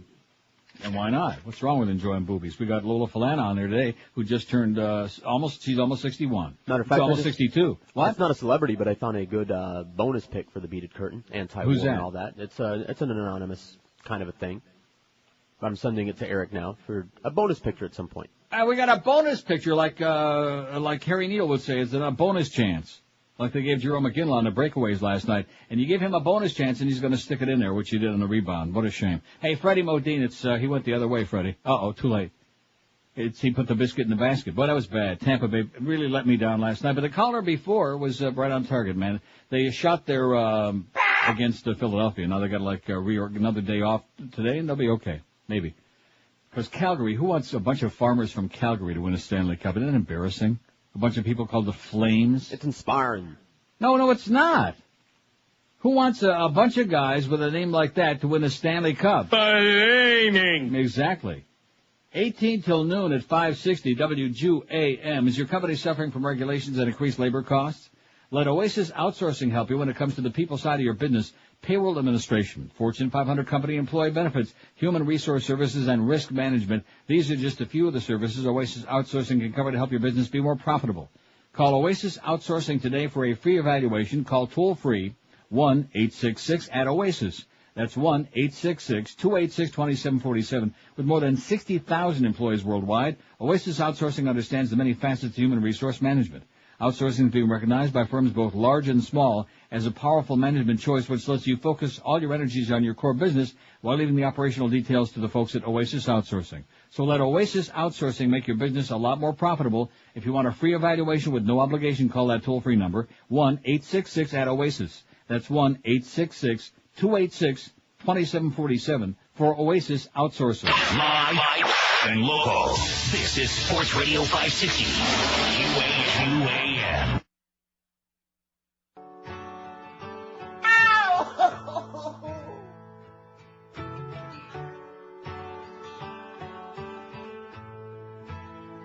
I just saw Brad Pitt starring in Troy. I was squirming in my seat, oh boy. Troy! 'Cause I'm talking about his gorgeous butt. Rectum. Can't believe I saw his derriere. Back then none of the men wore underwear. Brad's buns are the cutest, because I know yes, they're sweeter than most men, and even beats out than Helsing's Jackman. Absolutely. 'Cause Brad Pitt's butt cheeks are the best. Oh yeah, Brad's buns are the cutest. Baby, I know. Hope his next rolls a nudist. Wow. So you saw that movie, right? And did we actually see Brad's ass in that movie? Yeah, actually, as a matter of fact, you did. Oh, no. I heard his ass is even bigger than... Howard from Boca. But that could be just a rumor. Why would anybody want to see Brad's ass? We already saw his penis on the internet years ago, and it wasn't really, quite frankly, very impressive. And now we saw his... Rectum. And evidently she's all whipped up about it. You know who else likes it? Howard from Boca. And looking at the poll result, look who Joe Rose has left in the dust. Howard from Boca. Right. Well, might as well use it a couple of times, right? Got it there. Please. Here's the poll result so far. What morning radio show before 10 a.m. do you listen to the most? None. 79 people just don't listen before 10 o'clock in the morning. And don't forget, that's the time to turn it on. When the little hand hits the big hand at 10 o'clock, that's the time. Oh, God. I mean, it sounds pretty good, don't it? I can't tell you what to do, but we would appreciate it very, very much. Wouldn't we? A lot. At least a little bit. Sun's coming out looking like a nice day here, Paulie. I wonder if he's the Paulie girl. None, 81. NPR, 80. Joe Rose, 74. That's a big number, Joe Rose. Joe's almost numero uno. And I realize it's on the same station, yada, yada, yada, but nevertheless. Bob and Tom, 21. They passed Paul and Ron like they were laying in a prone position. How do you like that? Bob and Tom. God, is there any Bob and Tom that we can play? Oh, I know. We got one that we can play. Yeah, there's a couple. Are there? Mm-hmm. All right, well, the only one that immediately comes to mind is, if I can find the damn thing, is this. Jumped in a taxi cab. I said, driver, Central Park. Hey, name it. What's another one? We can't play Head Shampoo. That's for damn sure. No. We can't play Prison Bitch. Oh, God. No. Can't play Deliverance Weekend either. No. Ironically, we might be able to play the National Profantics, because those bleeps are a mile wide in that thing. Are they really? Well, we'll work on it. In fact, let's play it on the next break. Sure. I'll work on it. In fact, maybe I'll check it out. Because we wouldn't want Muff to have another trip to the doctor so soon. He was just there yesterday and said everything came out just fine. Rectum. Even the doctor said. You are not alone, guys. Even the doctor said came out just fine. It popped out just like that. Well, he was in there looking around for stuff, you know. He wouldn't believe what he found. Anyway, what morning radio show before 10 a.m. do you listen to most? None 81, NPR 80, Joe Rose 74, Bob and Tom 21, Paul and Ron 15. They're stuck on 15. I'll tell you who else is stuck. Mo is stuck on 8. See, this is what happened, Mo. You came in, you burned your bridges with everybody else on the station and the market and the human race, and now you're stuck. You're a loser, and even Geldy's abandoning the ship now. How do you like that? Absolutely. WRFX, Dan Cilio's even got 7. He's right on Mo's ass. Can you believe that? Oh, Mo just got another one. He's got 9. Dan Cilio's got 7. The Coast and Carl Foster have 5 apiece. Carl Foster has got 5? You gotta be Schmidt and me, man. He might be a contender, but I doubt it. Lex and Terry have been stuck on 4 a long time, but then again, all fairness to them, even as mugwumpy and corny as it is, they just went on, right? Right. Didn't they just go on this week, or was it last week? I thought it was this week. This week? Are you sure? No, okay. But I thought it was. So, I mean, they have been on long enough. Francisco Arruca's got 3. Y100 Footy's got a pair. WYOD, Dr. Joy Brown, 2. Tom Joyner, the hardest working man in radio biz, he's got 2. Rick Party's got 1. The Baker Boys on MIB, which the New Times loves them like crazy. They got one. Steve Kane's got one. Oh, man.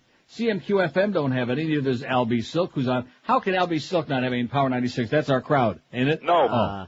No. EDR's none and RMF none out of 321 votes. Well, you know, the demographic group, there was an article in the Canadian paper, one of them yesterday, about how 18 to 34-year-olds here don't vote just like in the U.S.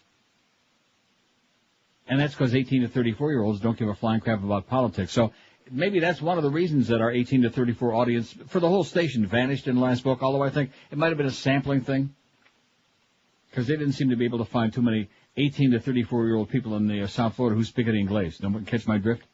So we'll see. But again, they're probably bored by it. And you know what? Who cares? Let them go out and get laid. Let them look at the boobies on the pictures and have a good time. That's all. When you're 18 to 34, that's what you want to do. You want to have a good time. But, of course, if you have a bunch of Nazis and fascists come in, then they make damn sure you can't have a good time. And then you say, oh, gee, I wish I would have paid a little bit more attention before. But then it's too late. See what I'm saying? By then it's too late. So all you punks out there, get registered to vote. And even though he looks very scary, you better vote for Kerry, okay? I'm just telling you right now, for your damn good, for your own good, for the good of the human race. That story I read before, that should be on billboards and it should be on TV and it should be shouted from megaphones all over America. You know it?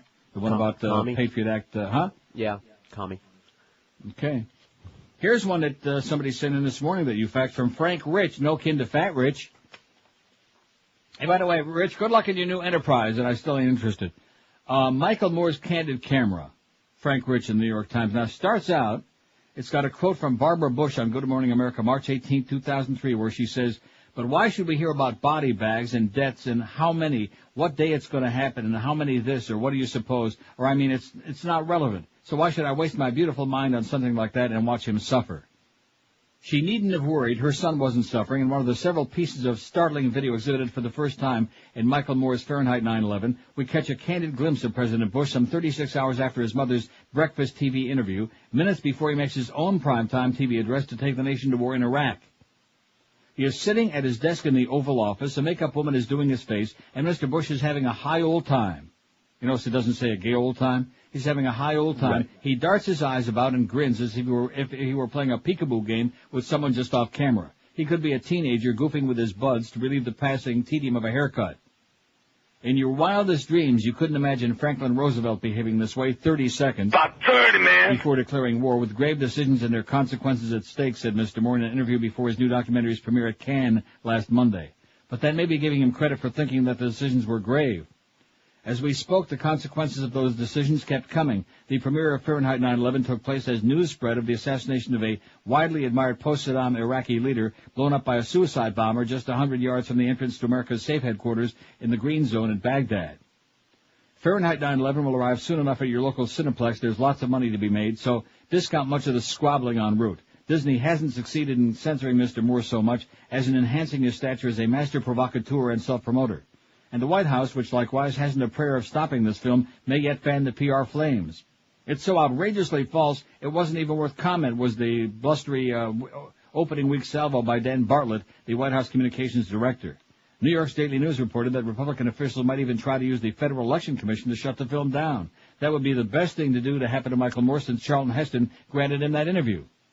Whatever you think of Mr. Moore, there's no question he's detonating dynamite here from a variety of sources. Foreign journalists and broadcasters like Britain's Channel 4, freelancers and sympathetic American TV workers who slipped him illicit video. He supplies wartime pictures that have been largely shielded from our view.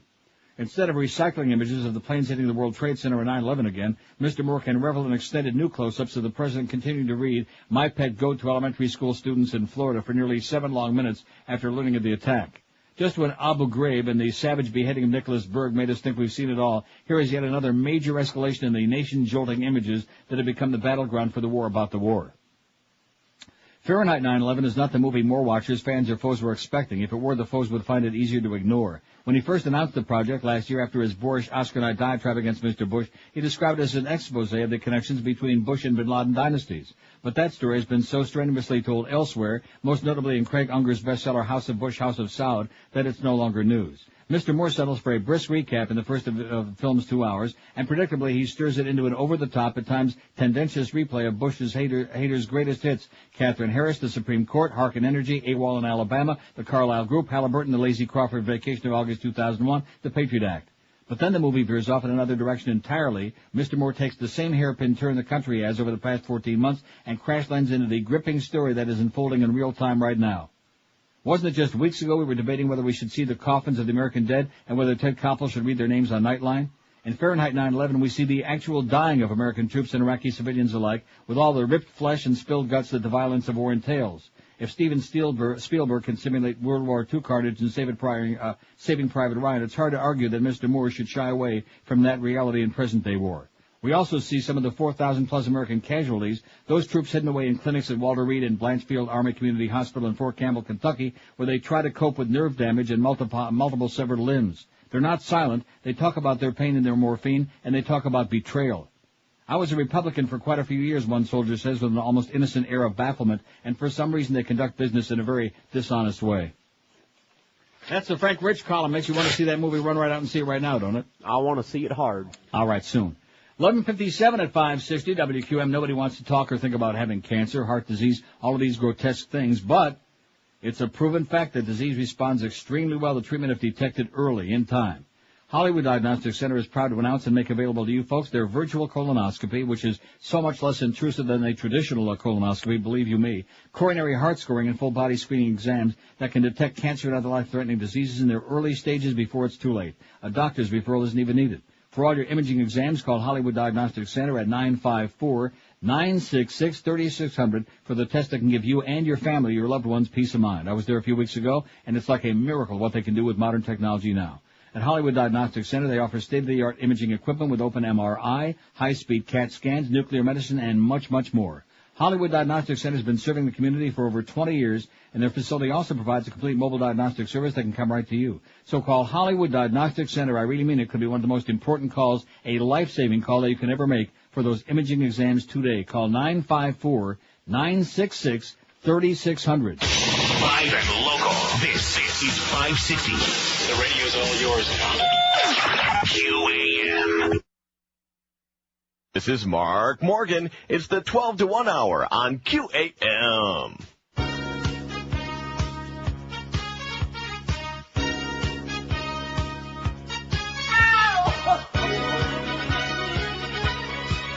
All right. George Bush, there's a place you can land so that you can avoid Vietnam. Now you said you served active duty just fine. Might you be absent in your mind? George Bush, your position's at stake, 'cause John Kerry is out to seal your fate. It's those questions about the National Guard that might leave your reputation scarred.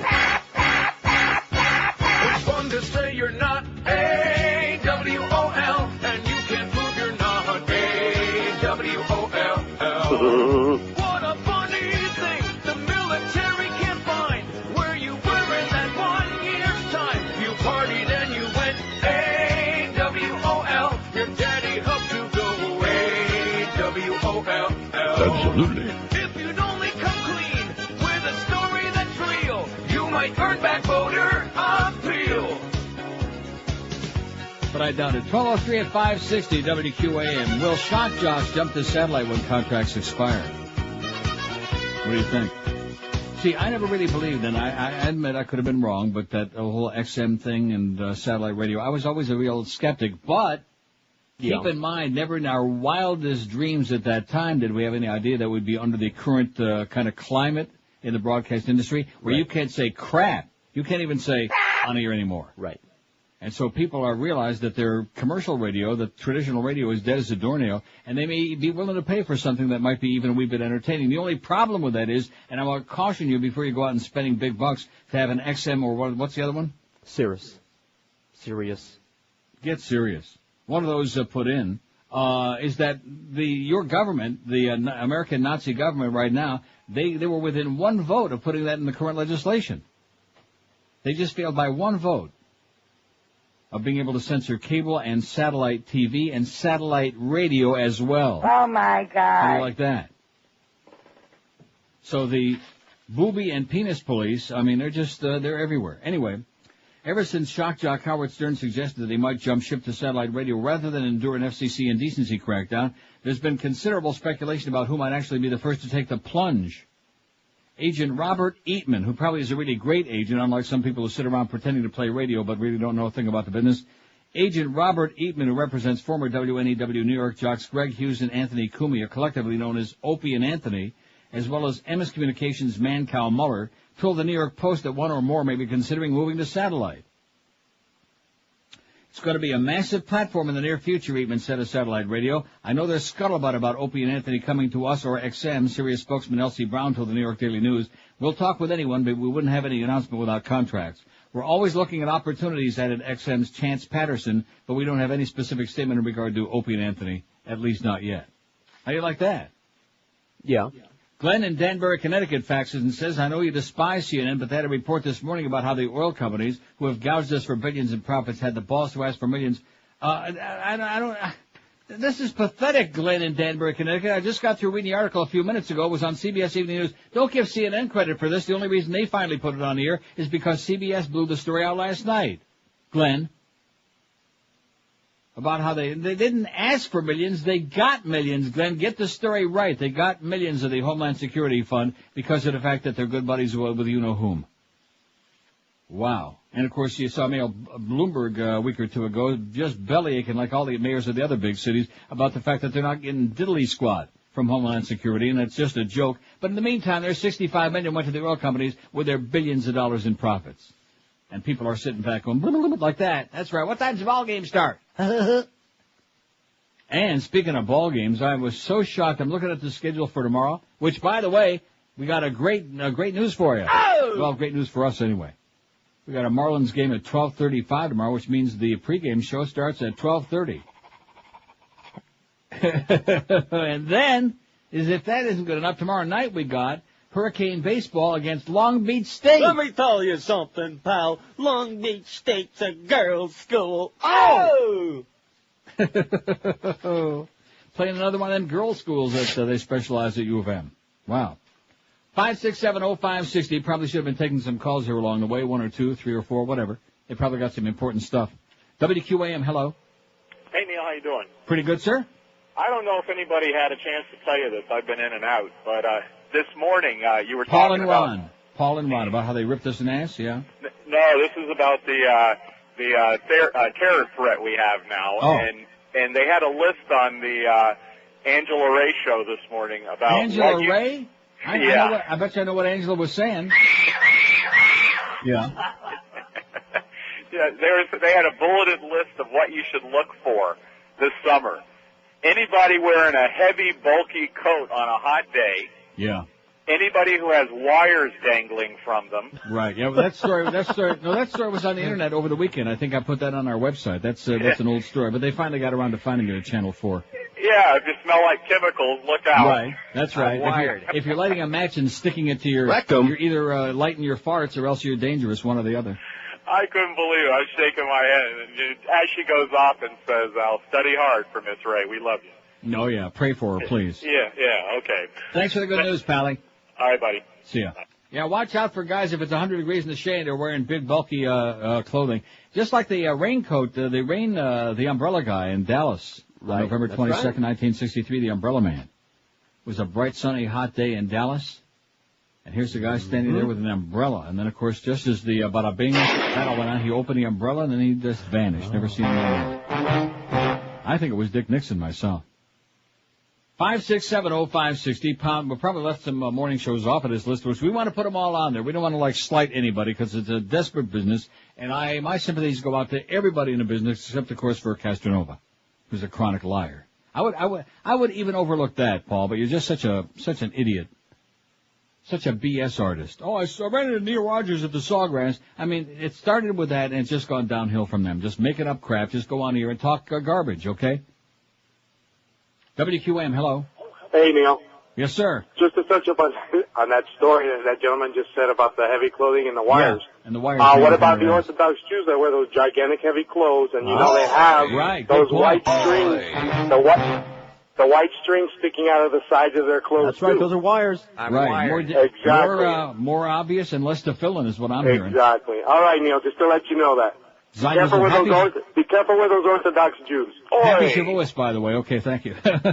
Yeah, and you know something? With or without the clothing, be careful with the Orthodox Jews. Believe you me. Man, oh man. If there's a spot on the totem pole anywhere beneath them, man, I don't know where the hell it is. At any rate, how can you say that? Because it's true. What morning radio show before 10 a.m. do you listen to most? That's our poll question on neilrogers.com today, our second poll question. First one about the website. It was pretty good. I thought it was pretty gratifying and satisfying and illuminating, and it was okay. It was all right. A little weak. Anyway, none. Look at this. Joe Rose has just moved into first place. How do you like that? Woo! Wow. Joe Rose, who is so underestimated. I'm feeling good. See, and you should be. He's got 98 votes. They listen more to Joe than any other morning show. Wow. NPR 97, none 97. WNUN, none. And then it's way down. Boy, that's pretty amazing. Way down to Bob and Tom with 27, who passed Paul and Ron like they just both croaked. Bob and Tom 27, Paul and Ron 21. Mo Howard David is all the way up there to 10. He's making a move. Absolutely. WRFX, Dan Cilio's got 9. Carl Foster's got 7. That's got to be a joke. That's got to be a put-on. Francisco Arruca's got 6. The Coast has got 5. Lex and Terry 5. Y100, what? Has got 4. WIOD, Dr. Joy Brown's got 4. That, to me, is just, that's scandalous. Tom Joyner 3 on Hot, Not So Hot 105. WMIB 2. Steve Kane's got a pair. Probably phony. Rick Party's got 1. Hey, I can't say that without laughing. Rick Party. Do you ever hear anything so ridiculous in your life? What station is he on? Oh, he's on EDR. Well, he's jamming it. And no votes yet for CMQ-FAMA. No wonder why every time I ask about that station, nobody tells us what it is. And, of course, now they're probably listening to the very famous Guillermo Schwartz, who kicked everybody's ass in the fall book. Hey, don't hit that button yet. Winter book. What? There's stuff on the website that we need to alert the troops about. What is that? The bonus beaded curtain girl. And more importantly, that whatever that petition thing, a link to that whatchamacallit. Oh, the one that I said to you yesterday, be sure Eric puts it on right, and he the didn't? free press thingy, it's there now. It was a long and arduous project, I understand. Why is that? I don't know. Because it was. Well, all we needed was just a link. It's just freepress.net. It ain't as easy as all that. Freepress.net, sure it would have been, just like any other. I believe. Now, maybe I'm wrong. Excuse me, Eric. You must be wrong. I don't want to get him going again. I don't want to get him saying, whoa, like that, because when he says it, the whole Orlando shakes. Even Mickey's tail starts quaking. And things underneath it. Wrecked him. At any rate. So that's on there. And the beaded curtain. Now, you've piqued my curiosity. By the way, EDR and RMF don't have any either. You interrupted. I was right in the middle of finishing up my report, okay? The Grudge report. It's an anti-war poster that they can, download and print up and put around the office. Okay, there's Lola Falana. Oh, look at that. Well, isn't that a beautiful thing? Yeah, I thought so. More boobies, by the way. Look at that.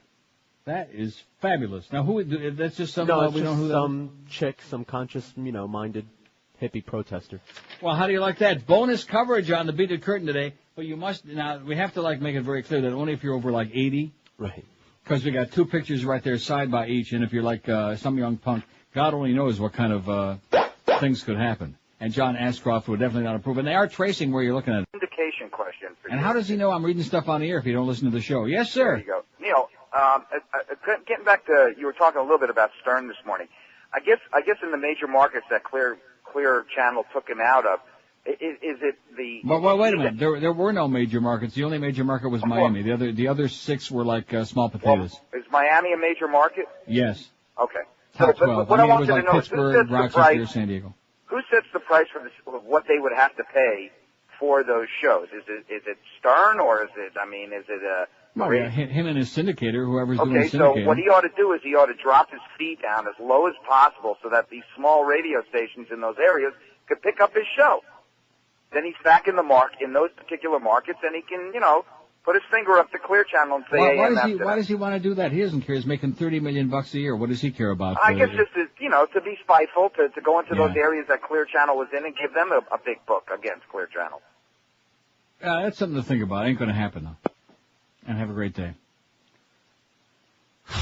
5670560, pound 560. Let me say it again. It's not about Howard Stern. I realize that comes as a great bitter pill to swallow. It's about everybody. It's about the business. It's about the industry. Long after all of us are dead and buried, it's going to be about what freedoms we used to have. And people they still don't get it. Oh, you're just kidding us. You can't say that anymore, and you can't play. No, we can't. WQAM, hello. Hi, Neil. Yes, sir.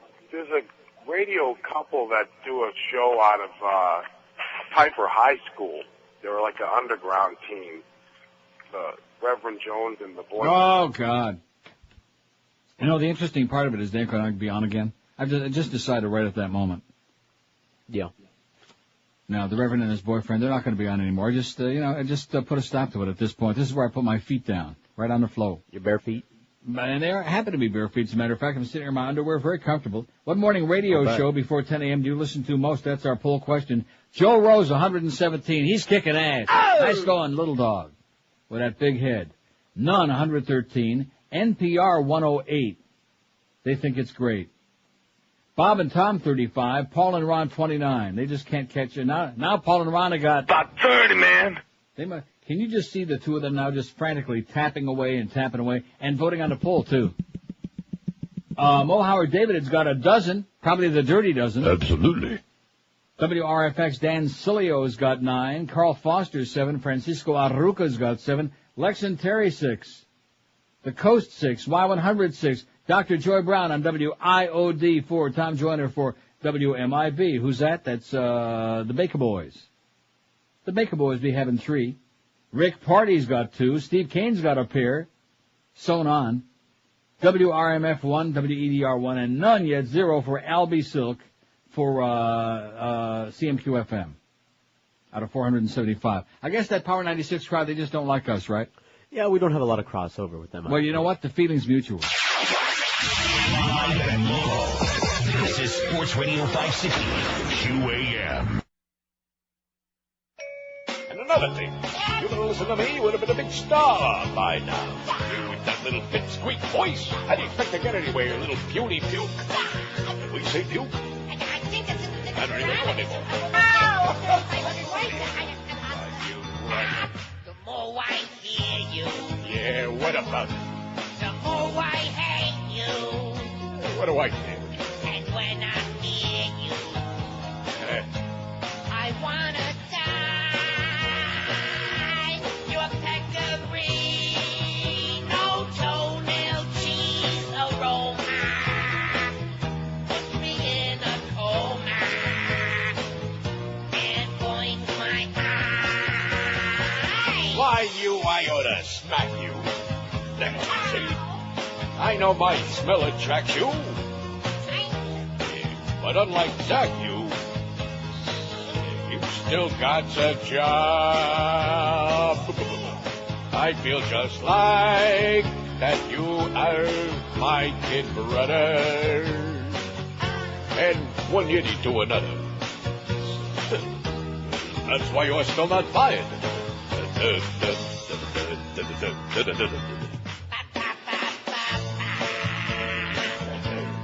Doi, doi, doi, doi. Doi, doi, doi, doi, doi. Doi, doi, doi, doi. Our morning show can put you in a coma. Yes. Can't wait till it's over. All right, that's enough. 1232 at 560 WQM. I keep saying we got the Mad Dog at 2, but we don't. What do we got?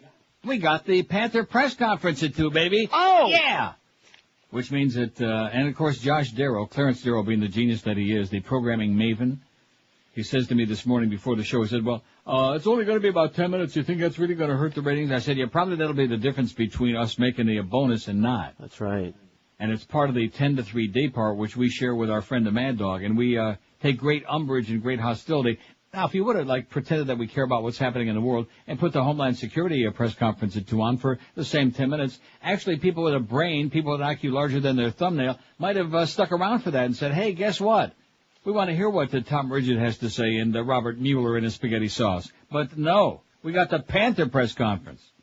That takes me back to the time there was some kind of a Dolphin Jimmy Johnson thing that we didn't carry. Remember that? Oh, yeah. And Barry Jackass and some of the other sports nerds in town. Oh, my God. That was shortly after we first came on his station. Oh, my goodness. They didn't carry that, and this is a sports thing. Well, this ain't a sports show, okay, Barry, you idiot. You little twerp, you little suckling you. Man, I hope you're still brown bagging it, okay?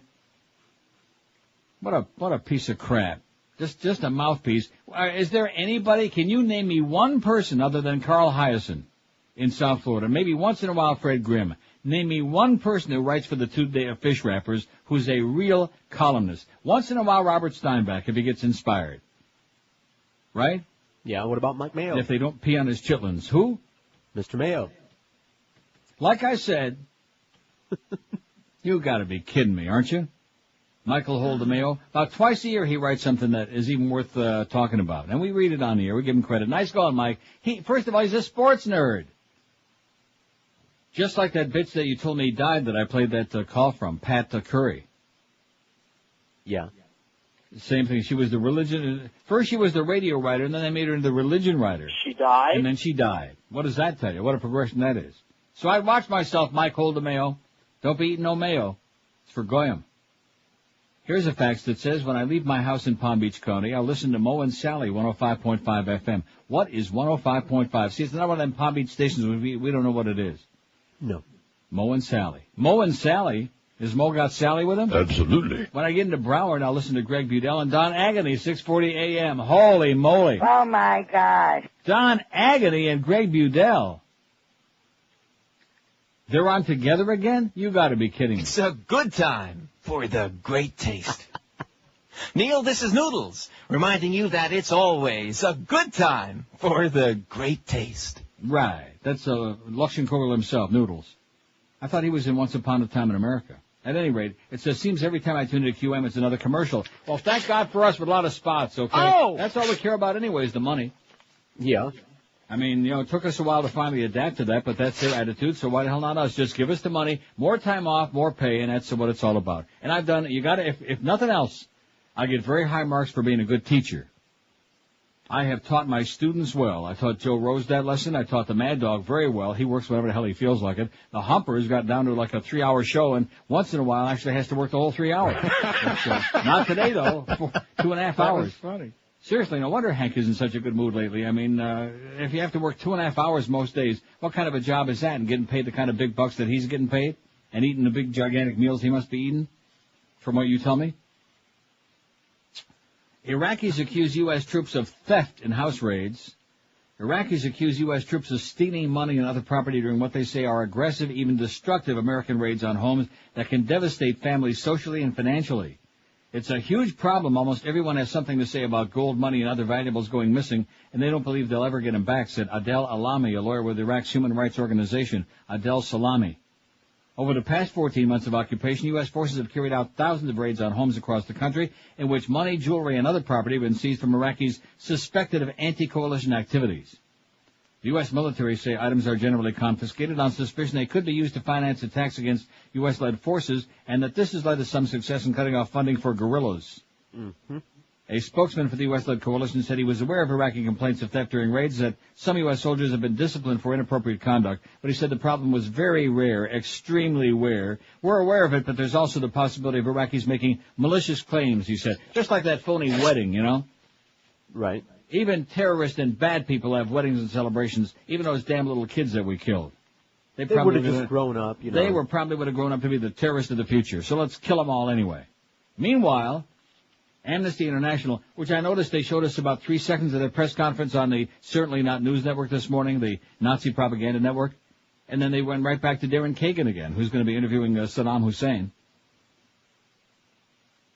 I mean, we're talking about, we make fun of Angela Ray, but when you come right down to it, the talking head networks are bubblehead TV. Bubbleheads.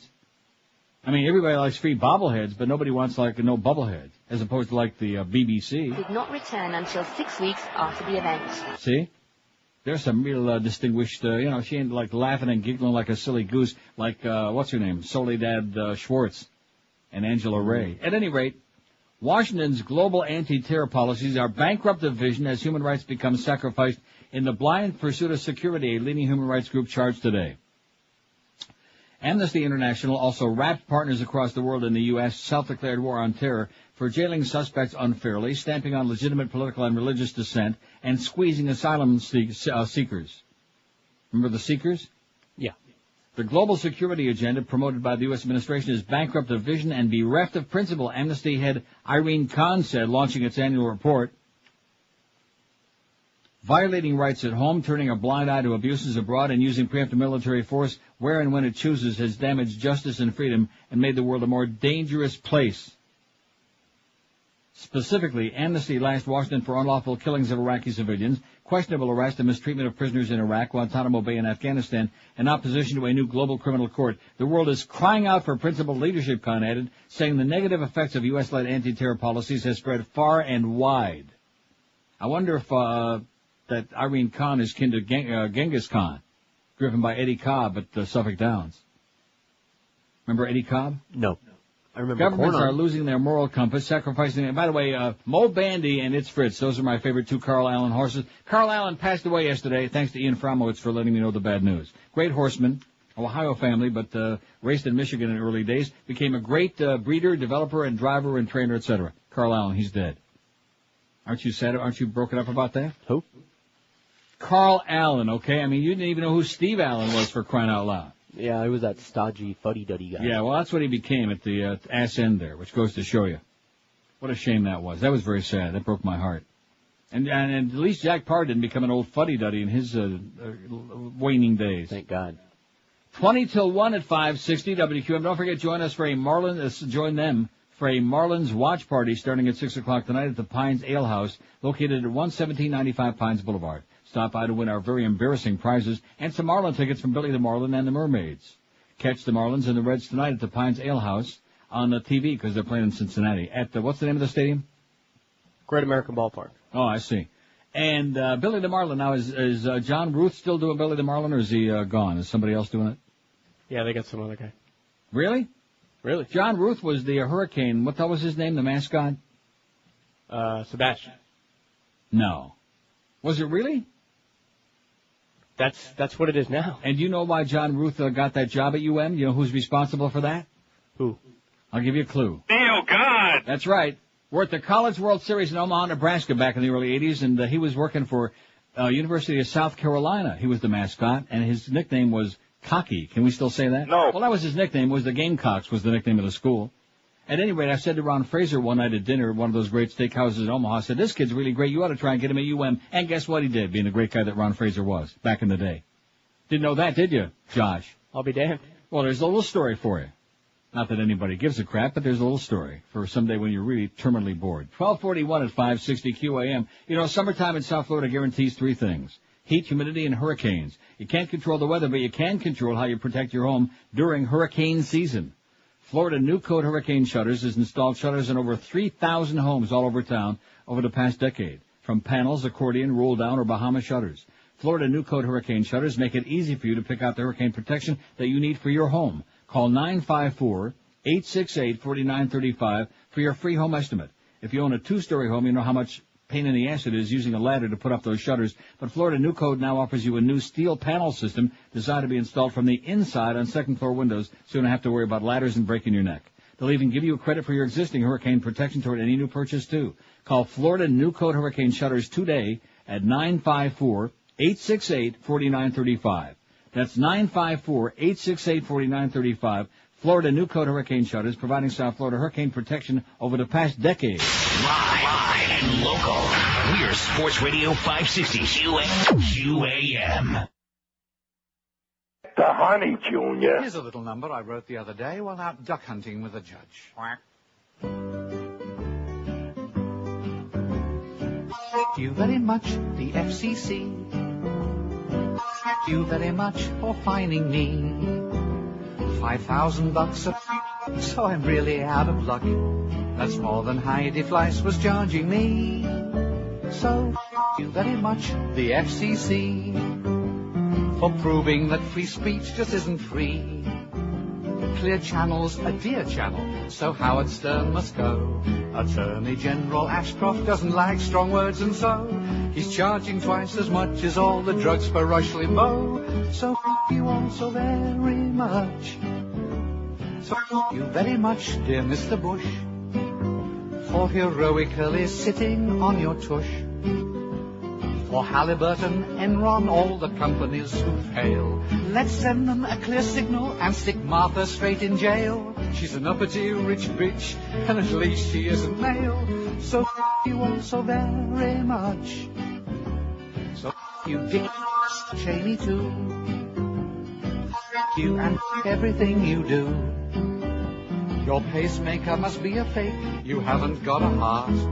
As far as I'm concerned, you're just a pasty-faced old fart. And as for Condoleezza, she's an intellectual tart. So you all so very much. So you very much, the EPA, for giving all Alaska's oil away. It really is a bummer when I can't fill my Hummer. The ozone's a no-go zone now that Arnold's here to say the nuclear winter games are going to take place in LA. So you all so very much. So what the planet fails, let's save the great white males. You all so very much. Trump 48. It's a good thing Eric ain't idle, you know it? Yeah. Hello? I'm here. Oh, okay. Reading? I just thought I'd get a more enthusiastic response. It's such a great bit, and you spent hours of incredible work taking the F word out of there. How many times? About 30, man. At least, if not more than that. I think that deserves to get played once an hour for the foreseeable future. That's so great. All the way up to campaign time. Here's a fax from M, who says, Jim DeFeeti will occasionally give birth to a beautiful thing in the Herald. Oh, yeah, right. Like once since he's been there. In fact, the only meaningful thing he ever wrote that I can read, I think there was one good one. But that column about how the Herald used to be really great when we could afford it, and now we suck and we don't have any kind of a staff. I mean, that was just pathetic. A major market alleged newspaper having one of their main news writers, Big Fat Jim DeFeeti, putting a thing in there about, well, back in the day, we used to be like a real newspaper, and now we just suck and we just pander to a bunch of no-speaking-English banana boat people. That's pathetic. Honest. It says occasionally, that is, when a good idea can squeeze through all the fat pinching his spinal column. Now you're getting a little closer. That's it. Then it says, Dr. Joy Brown on WIOD, ? Glenn Drek is still proselytizing from 9 to noon on Sucks 10. God, I hate that station itself. Well, Tommy says there's a guy downstairs with an umbrella. Is it Really? raining? Is it raining out there? No, it's not No. raining. I'll It's be sunny, damned. and there's an umbrella guy. How do you like that? Gee, I sure hope Greg ain't in the building. That would be bad.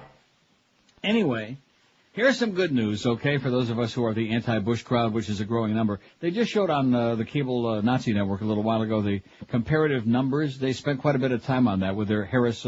No, that guy's a Gallup pollster, which are right-wing anyway. So if even he's admitting it, you know Bush is in a lot of trouble. They show the comparative popularity and approval ratings of Papa Bush and W at the same time, and his are even much worse than Papa. And you saw what happened to Papa in the '92 election, didn't you? Yes. All right. Anyway, ads apparently helped Kerry catch up to Bush in 17 states. This is from somewhere, USA Today. The $25 million in TV ads he's run in the past 2 weeks seem to have helped pull Senator John Kerry even with President Bush in states likely to decide who wins the White House in November. A USA Today CNN Gallup poll done Friday through Sunday this past weekend showed that in 17 states considered to be key to the race, Kerry and Bush were tied among registered voters. Oh, by the way, we got bonus boobies for people who don't care about the election, who aren't, the punks. We got bonus boobies on our website.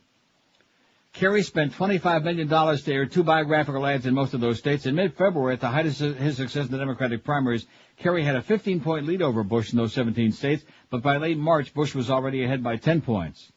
Political scientists and communication experts said at the time that the Bush campaign's mostly negative TV ads, along with Kerry's relatively small ad presence, was hurting Kerry in the polls. But now, Kerry's been doing better lately in the battleground states, and my guess is his ads are very important in that, said Adam Clymer, political director of the National Annenberg Election Survey, project of the Annenberg Public Policy Center at the University of Pennsylvania. Remember Walter Annenberg, who founded TV Guide, who used to be a great liberal and then turned into a right-winger? That's him. No. He's dead. Nationally, the poll also shows Kerry and Bush in a statistical tie. For the third survey in a row, they were separated by less than the margin of error. Among likely voters, Kerry was at 49 to 47%. They still don't mention Nader in this. And I mentioned it the other day, I want to say it again. All this crap about, Nader's this, and they're right. But the fact of the matter is, if he's going to be the anti-war candidate, Kerry better get with it. He better start hopping aboard. Or just hopping?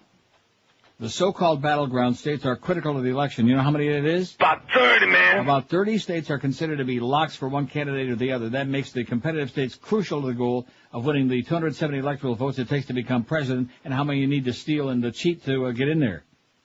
The 17 states in the USA Today CNN Gallup poll breakdown account for 181 electoral votes, or 33% of the 538 up for grabs. And it goes on and on. Says the American people are just beginning to get to know John Kerry and learning about his plan to make the country strong again, Kerry spokesman Phil Singer said. Wonder if he's related to Phil Saltzman. 5670560, pound 560 on the AT&T and Verizon wireless line. Let's take a peek at that poll before we start taking some more of these fantastic calls, because they've been pretty good today, relatively speaking. What morning radio show do you listen to most before 10 in the a.m.?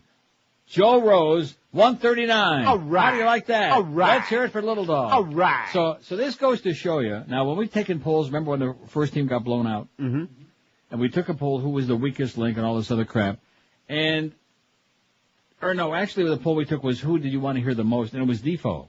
Well, Defoe's on an 850 thing, I believe. You know how many listeners he's got? About 30, man. He has no audience. All right? They got a big signal there, but they have no audience. They don't even show in the book. See, the weak links on the first team were Defoe and that shrill voice, Geldy. That was the weak links. But Joe all by himself those 2 hours, he's got a pleasant personality, at least on the air. I mean, in person you wouldn't think so. But on the air, right? Yeah. I mean, a little bit of a backstabber, but he's a great guy, and the audience What enjoys a hearing Joe those 2 job hours. that was. Right. Even Mo used to like Joe. Absolutely. Until Joe admitted what a clown Mo was and hated him like poison. That was the end of that.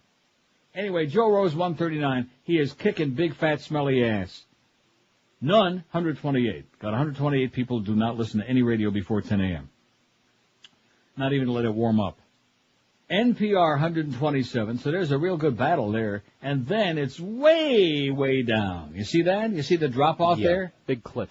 Holy moly. Bob and Tom, 40. Paul and Ron, 36, those doddering pair. That's pretty interesting. And I think, let me just tell you this, because we got the bonus boobies and because Paul and young Ron gave us such great promotion this morning, we're getting phenomenal results on our website today. I mean, everybody and their brothers like doing cartwheels. Isn't that amazing? Plus all of Paul and Ron's relatives are voting several times. They still only got 37. Mo Howard David at its way. See, there's another gigantic cliff, another huge drop-off from Paul and old Ron all the way down to Mo Howard David with only 16. That's weak. Absolutely. That is embarrassing, wouldn't you think? Yeah, I'd be embarrassed. WRFX, Dan Silio's got 10. He's almost up there with Mo. Francisco Arruca's got 10. Now, he does the show in English, right? Yes. That's another reason they hate him. Lex and Terry got 8.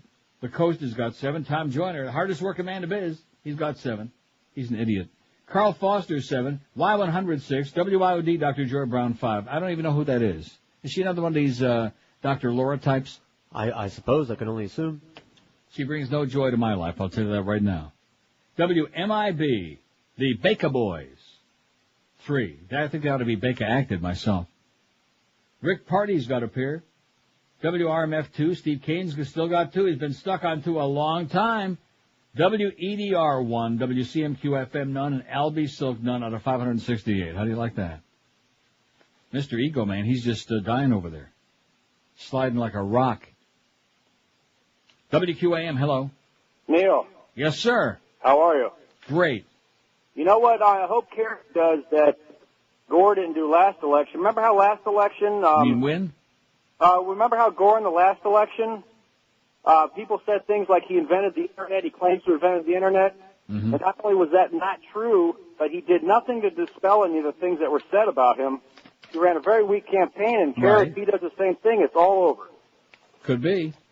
Because like some people said, Kerry wanted to cut 1.5 Of course, billion. there's one thing you're forgetting, though, and that is in spite of his weakness and all of his problems, Gore did win the election. You're forgetting that. Well, yeah, I guess Yeah. I should rephrase. See, You you just have to win by enough so that they can't fix it. That's the point. You got to win by a big margin. Good point, Pally. Thank you. Well, pass that along to the Munster man. Boy, he just. Oh. Well, why do we do this? Where do we find these people and prop them up They and do then it. say, "Oh, huh?" We had a good one. There you go. They did it. Believe me, I always like those screamers. The powers that be. That's why we hired Freaky Carlos. 12:56 is, and by the way, speaking of pear-shaped hips. Yeah. Now, did you check Clarence this morning for the pear ass? No, I'm afraid I missed that. Well, during the break, he's run a into no the, ass is what he running is. into the He's just programming got baggy office and pants. check for that pear, okay? And the ass too. I'll let you do that when you get back. No thanks. For years you've been hearing about A-Laser Recharge, the toner and recharge cartridge specialist. When you call A-Laser Recharge at 800-287-9212, you'll deal with Just Bob, who supplies businesses with a complete line of printing and office supplies. A laser recharge has inkjets, thermocarbon paper, supplies. Now they provide service, support, and maintenance for most makes and models of machines that make them more like new again. Call 1-800-287-9212 now, and in most cases, you'll have what you need within 24 hours. A-Laser Recharge can save you up to 50% on new cartridges as compared to depot pricing. All the cartridges sold by A-Laser Recharge are remanufactured, not refilled. Big difference. Anybody can sell you a cheap refilled cartridge, but cheaper is not always better. Remanufactured cartridges are the only way to go. A-Laser carries a complete line of cartridges for printers, copiers, and faxers, along with Brother and Xerox drums.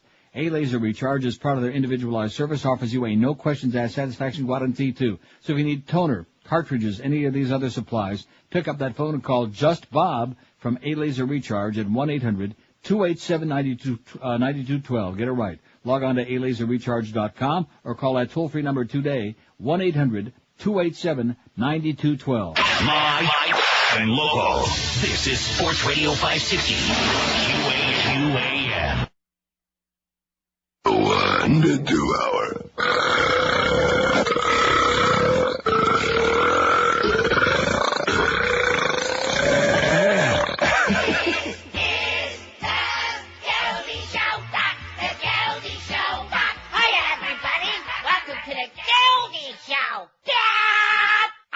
Change the face of sports radio, 'cause now I'm the voice of the Panthers and an elephant of modern radio. Oh boy!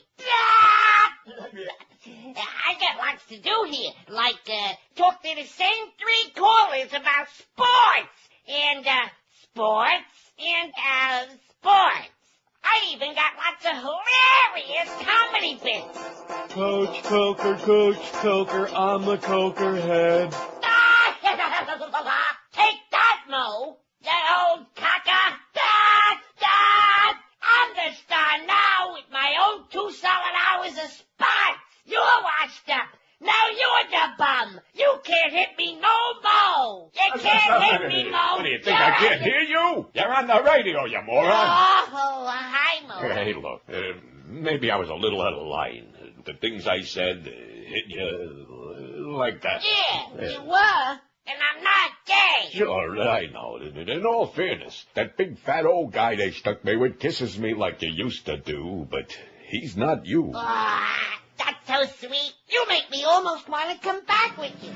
Gildy, yesterday my life was filled with joy. Gildy,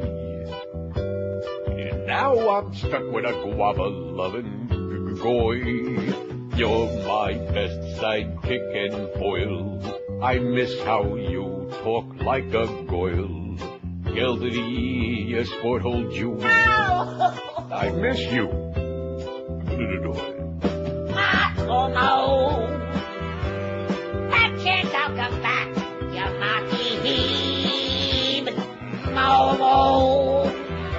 I ain't worth getting smacked on the show that stings. Pack the sandwich and have a good time while you're waiting on the unemployment line. Well, you little man, call me a bum. I'll show you the bum. Are you upstart, you interloper?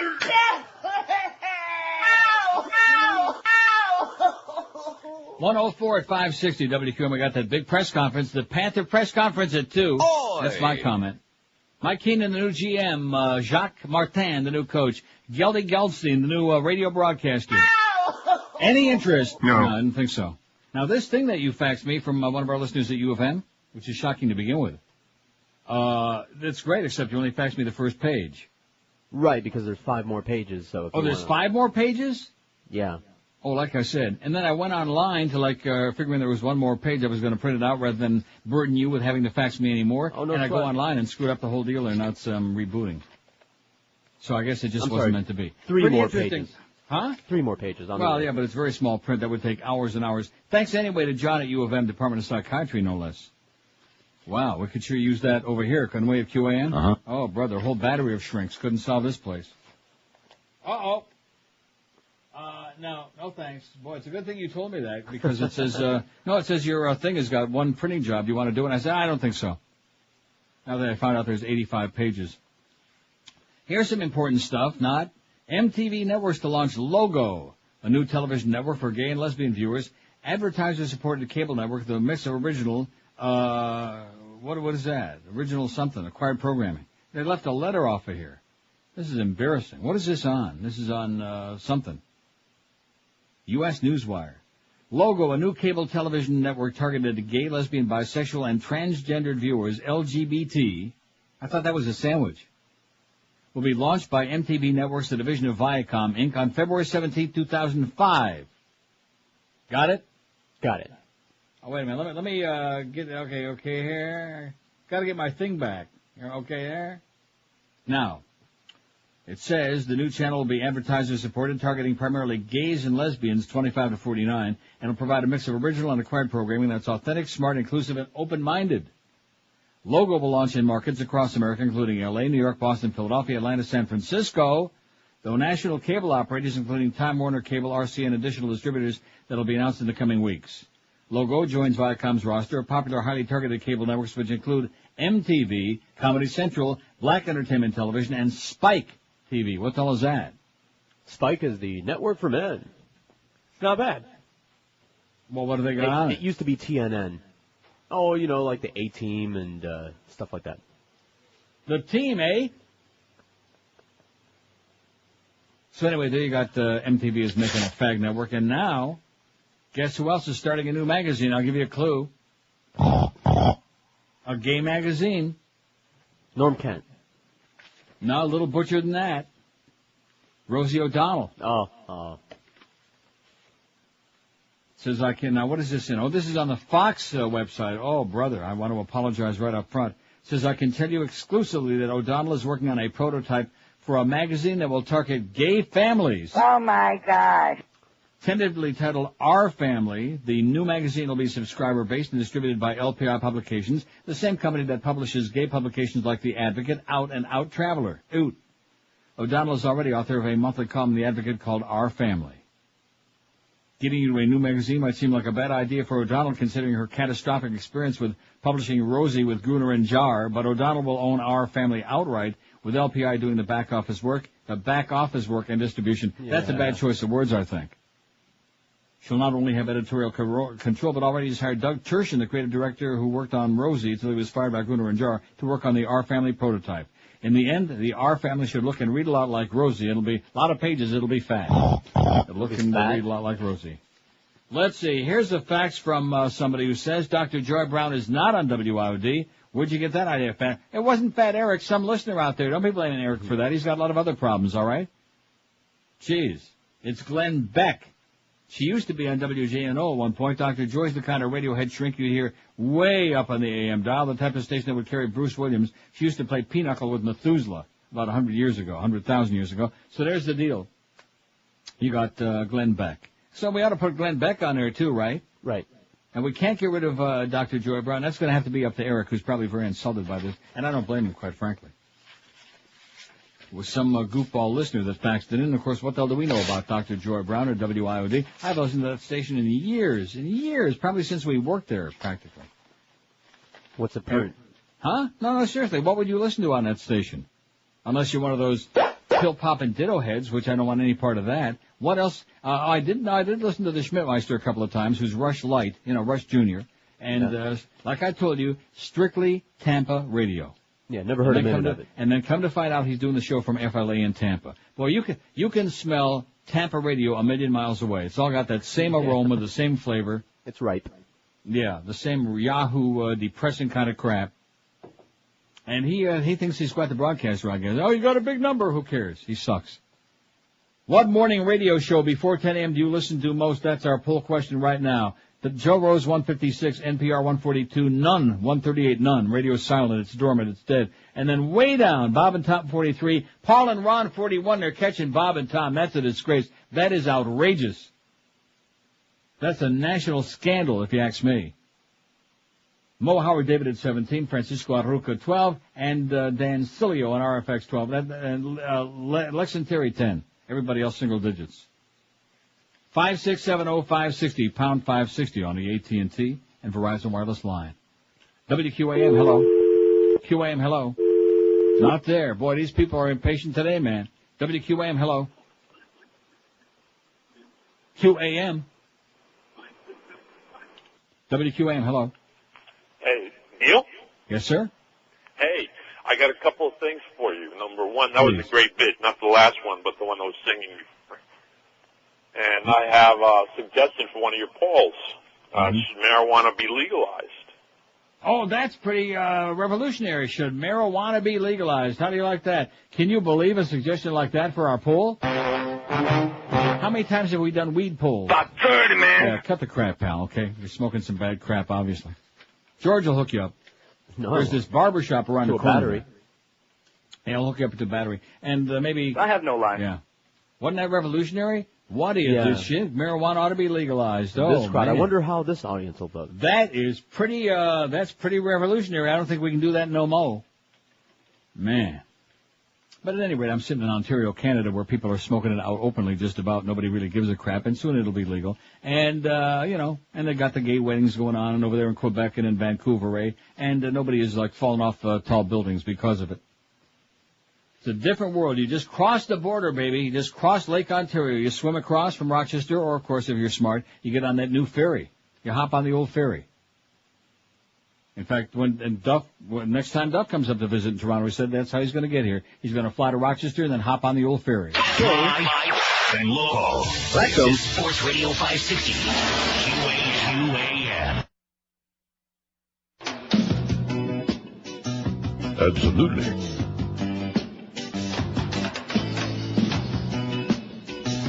I have no line.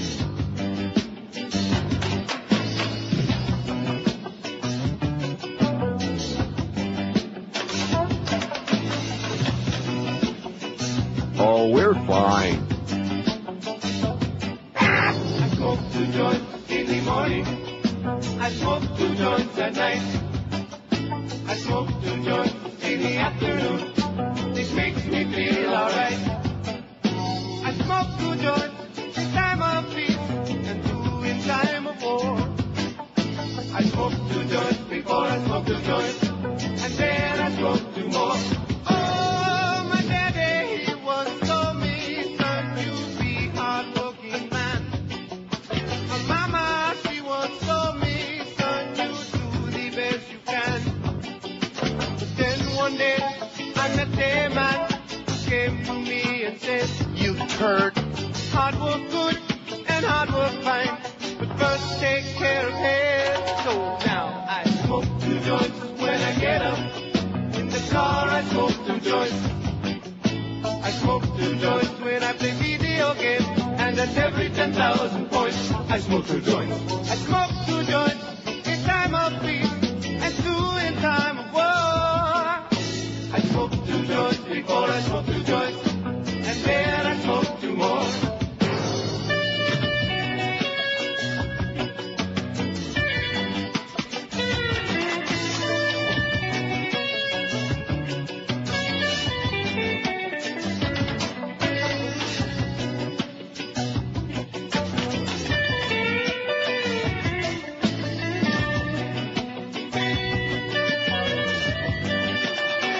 Oh, my daddy, he once told me, son, you be hard-working man. And my mama, she once told me, son, you do the best you can. But then one day, I met a man who came to me and said, hard work good and hard work fine, but first take care of head. That's why I smoke 2 joints in the morning. Oh! I smoke 2 joints at night. I smoke 2 joints in the afternoon.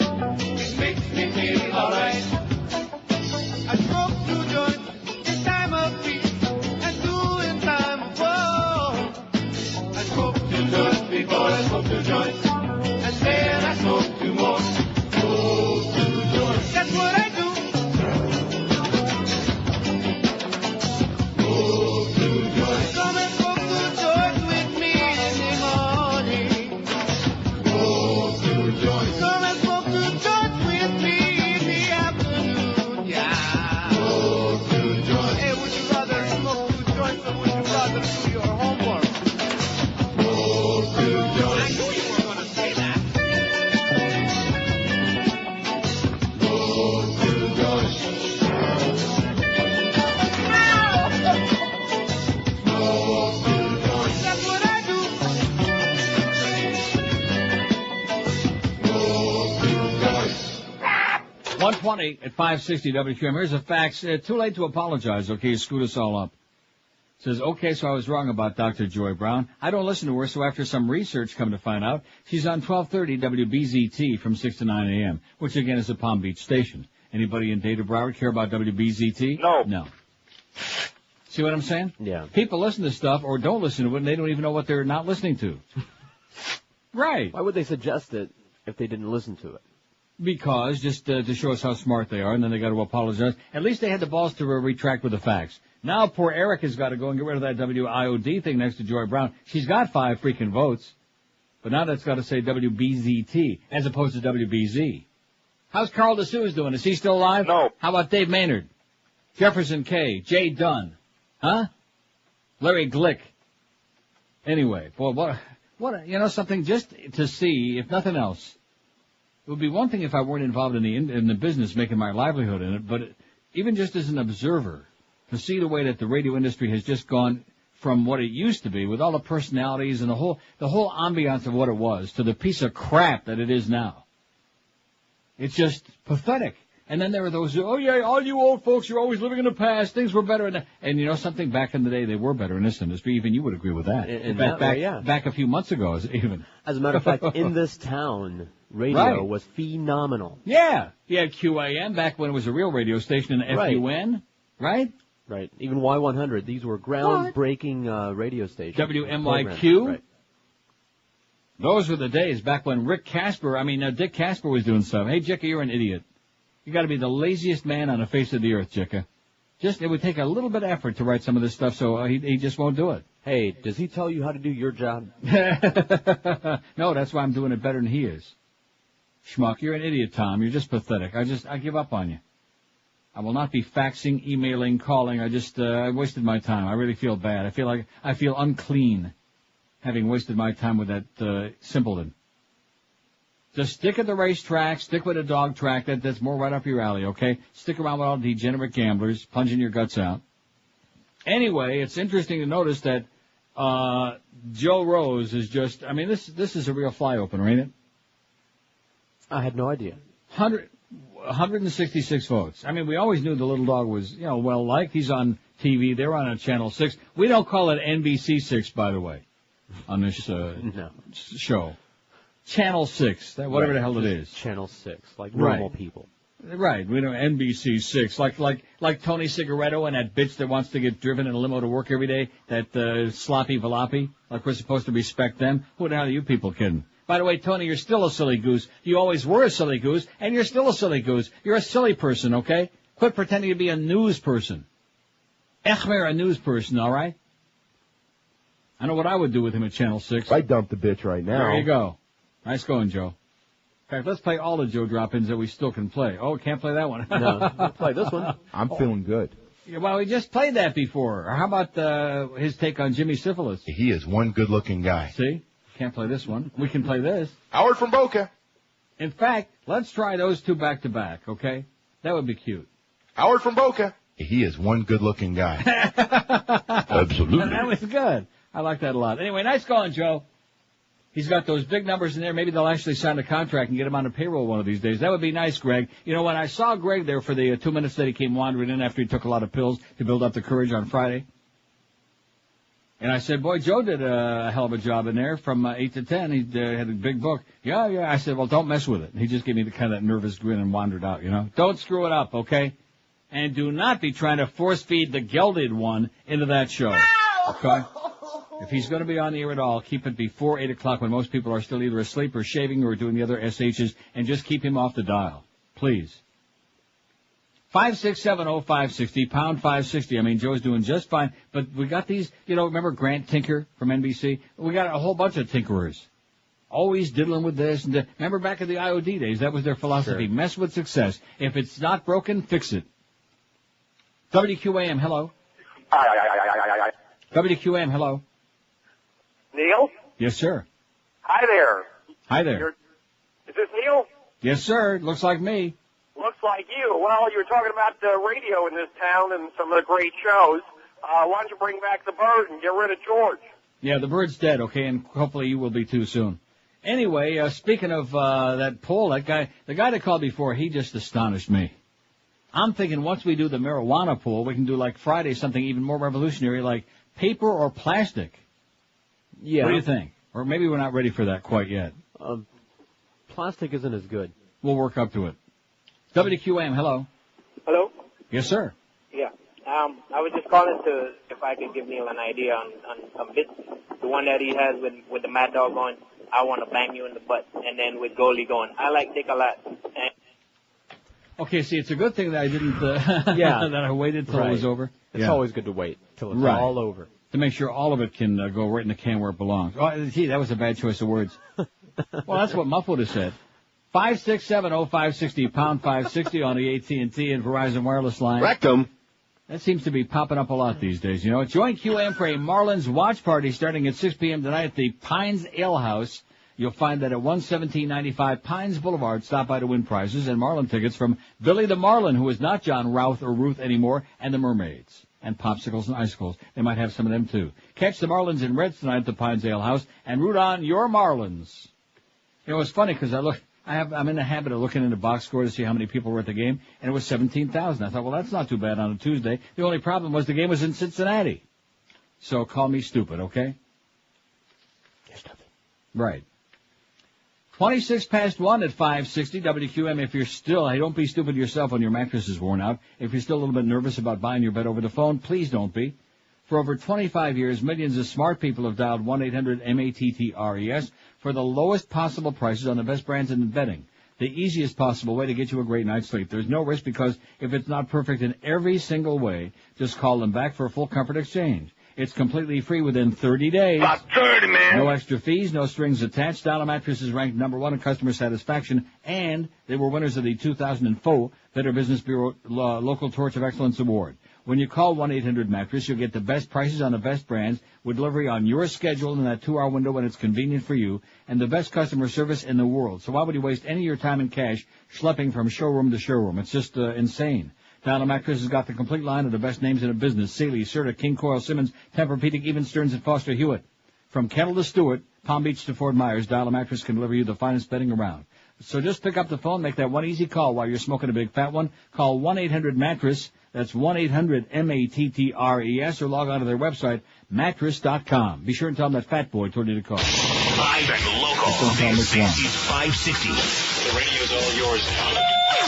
QAM.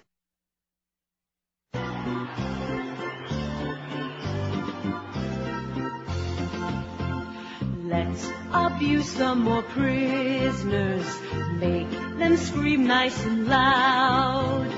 Get me some wires and a battery pack. I don't care if they ain't from Iraq. Should be used to the torture. 'Cause we're just playing their game. In the past, it had to be worse with Saddam Hussein. 1:30 at 560 WQM, just a half hour away from that breathless Panther press conference. Any interest whatsoever? No. Oh. Well, then why are we putting it on then? We already know what they're going to say, don't we? What are they going to say?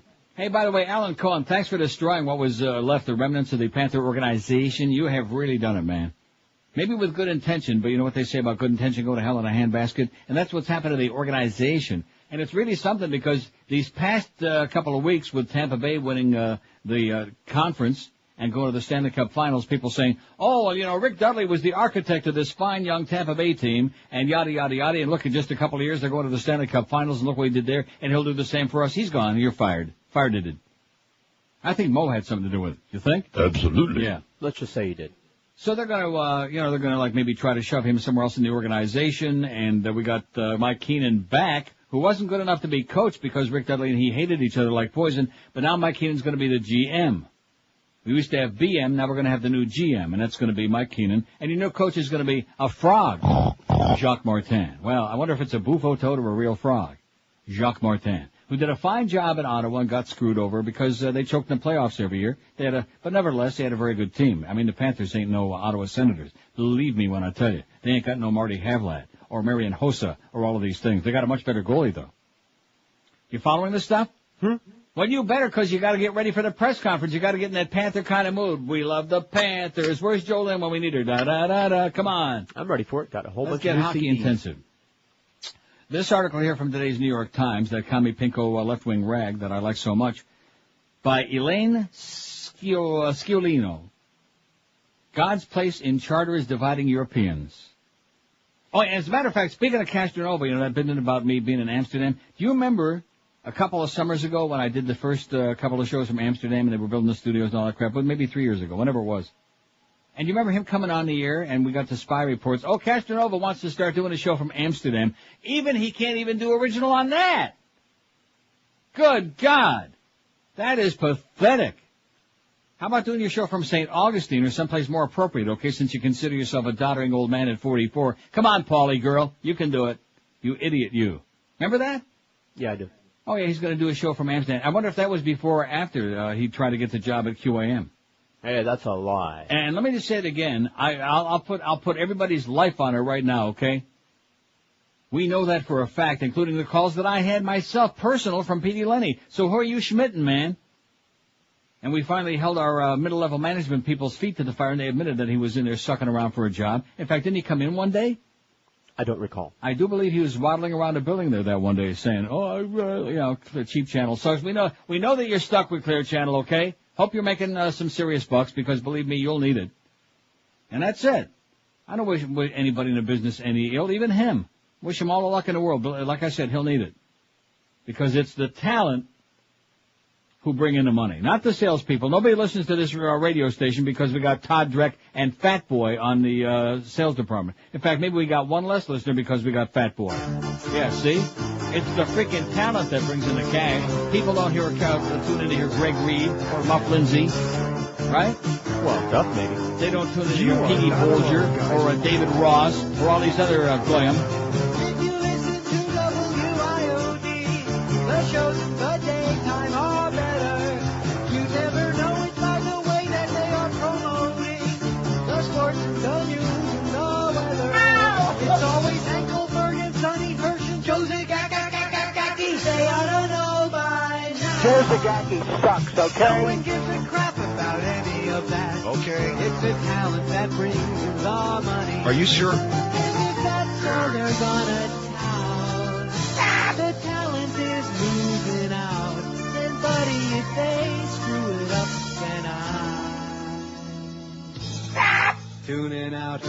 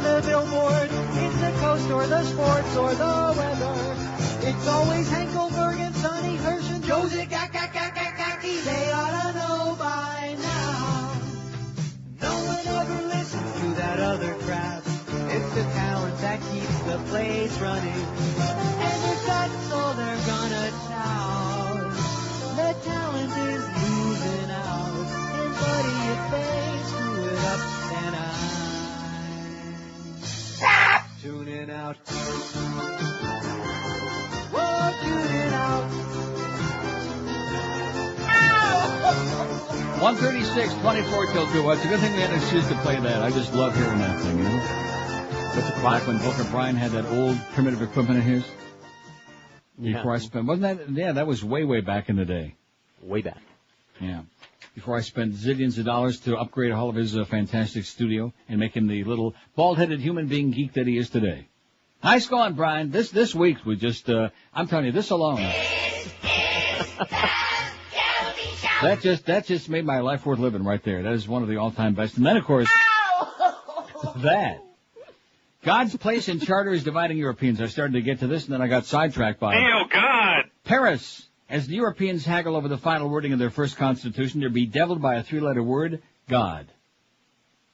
Mind-numbing arguments over budget rules and weighted voting can be delegated to technocrats. The issue of whether the most ambitious document in European Union history should include a reference to the continent's Christian heritage is different, an emotional theological wrangle over the meaning of culture, history, and faith. The reason I'm reading this is because it gives you a real good insight as to the difference between European culture today and America with the born-again lunatics that are running the joint. Too bad that article was so long, the one you sent me before, because that was really good. Thanks again to UM guy, but it's too long. Of course we have a Judeo-Christian past, but the Constitution is inspired by a heritage that is cultural, religious, and humanist all at once. Michel Barnier, France's new foreign minister, said after a news conference at the foreign ministry on Tuesday. He made clear that France would not bend to new pressure to inject religion into the draft, noting that the Constitution should be secular. The current wording, he added, is well balanced.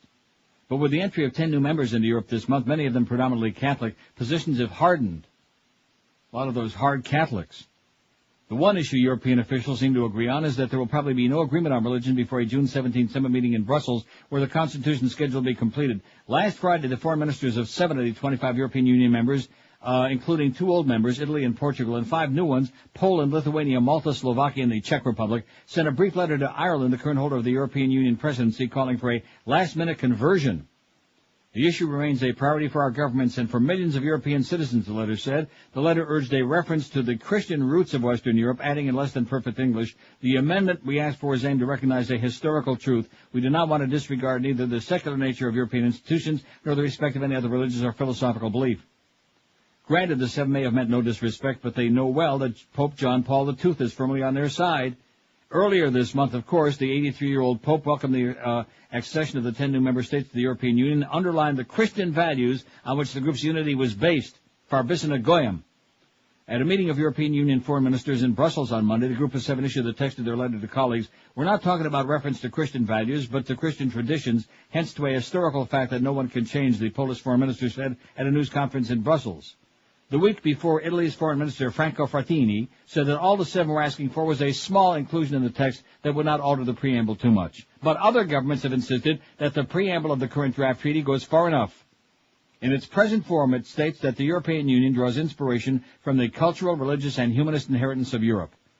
Apparently in a gesture to Europe's Muslims and Jews, Foreign Secretary Jack Straw of Britain warned at the Brussels meeting on Monday again, singling out religious tradition. Warned against it. What did I just say? He warned against it. If we were to go down the road of making specific reference to one religious tradition, we'd have to bear in mind other religious traditions and reference them as well within Europe, he told reporters. In his comments yesterday, Mr. Barnier agreed, saying the current wording reflects Europe's pluralism. Oh, what a concept, pluralism. Pluralism. Dirty word. Commie. That's almost like secular humanism. Spain, meanwhile, here's some good news. Spain, meanwhile, which had argued vociferously for the God and Christianity position, abruptly shifted sides when the socialists swept aside the center-right Popular Party in the general elections in March. The text Spain's new foreign minister, Miguel Ángel Moratinos, told RFI Radio on Monday is perfecto. He added Spain is a Catholic country, but at the same time, I believe that this is European constitution. Our government's rather secular, and in this sense we want to respect the text as it currently stands. Foreign Minister Joschka Fischer of Germany pointed the finger at others. I can't tell you which finger. His own government, he told reporters on Monday, is willing to compromise, but several member states are not prepared to go beyond the current draft. As a result, he said, I dare to predict we'll have an unchanged situation on this point. Mr. Barnier, by contrast, declined to play prophet, saying, when we speak of God, we should never say never. Oh, God! What the hell that frog meant by that.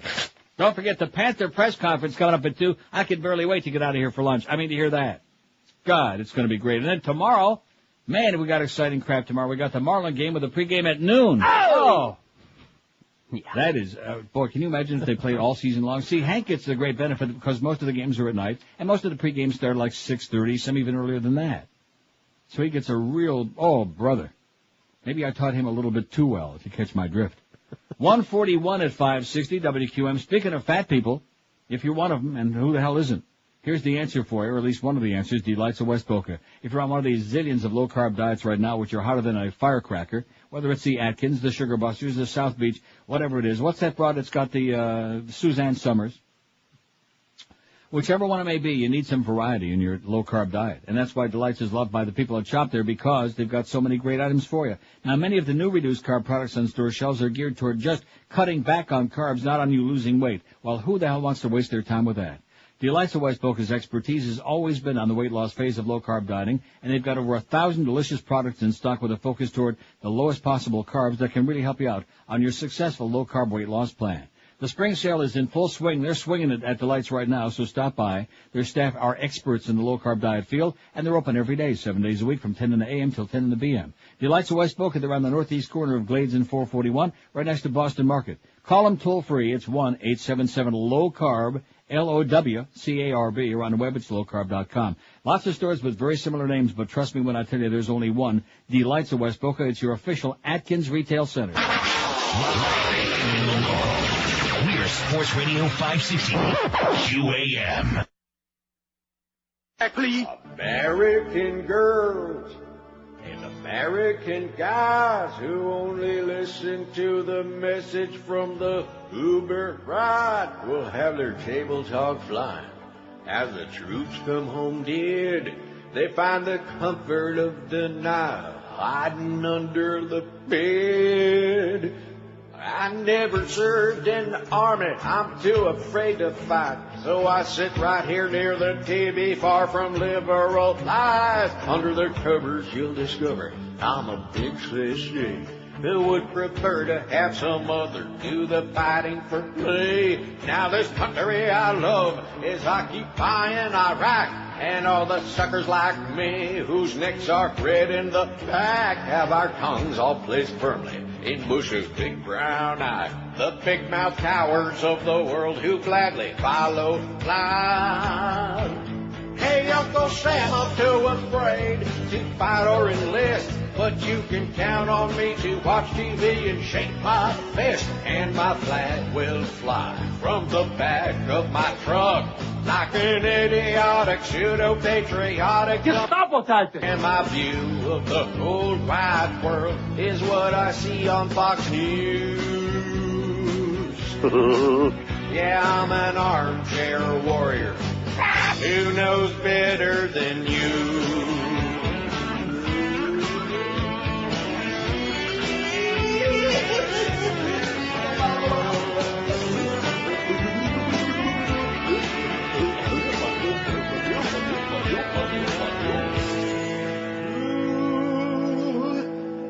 I'm an inbred jerk who parrots anything they say. Don't have to read or research. It's so much easier this way to watch TV or look at pictures in USA Today.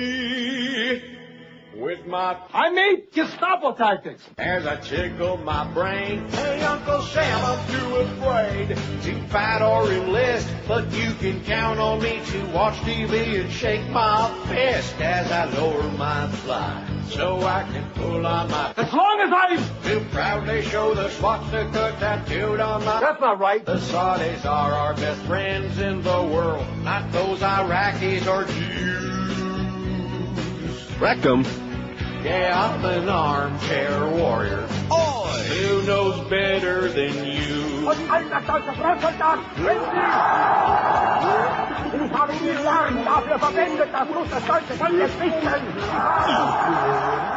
You'll never guess what that bit is number one this week. Abu got raped. Yeah, they like it. Abu got raped. What is it again? Abu got raped. Uh-oh. Well, let's go get him some help. 148 at 560 WQM. Here's a fax from Gregory in Coral Springs. Says, I've been faxing you several years about the joys of XM radio. Well, good for you, Gregory.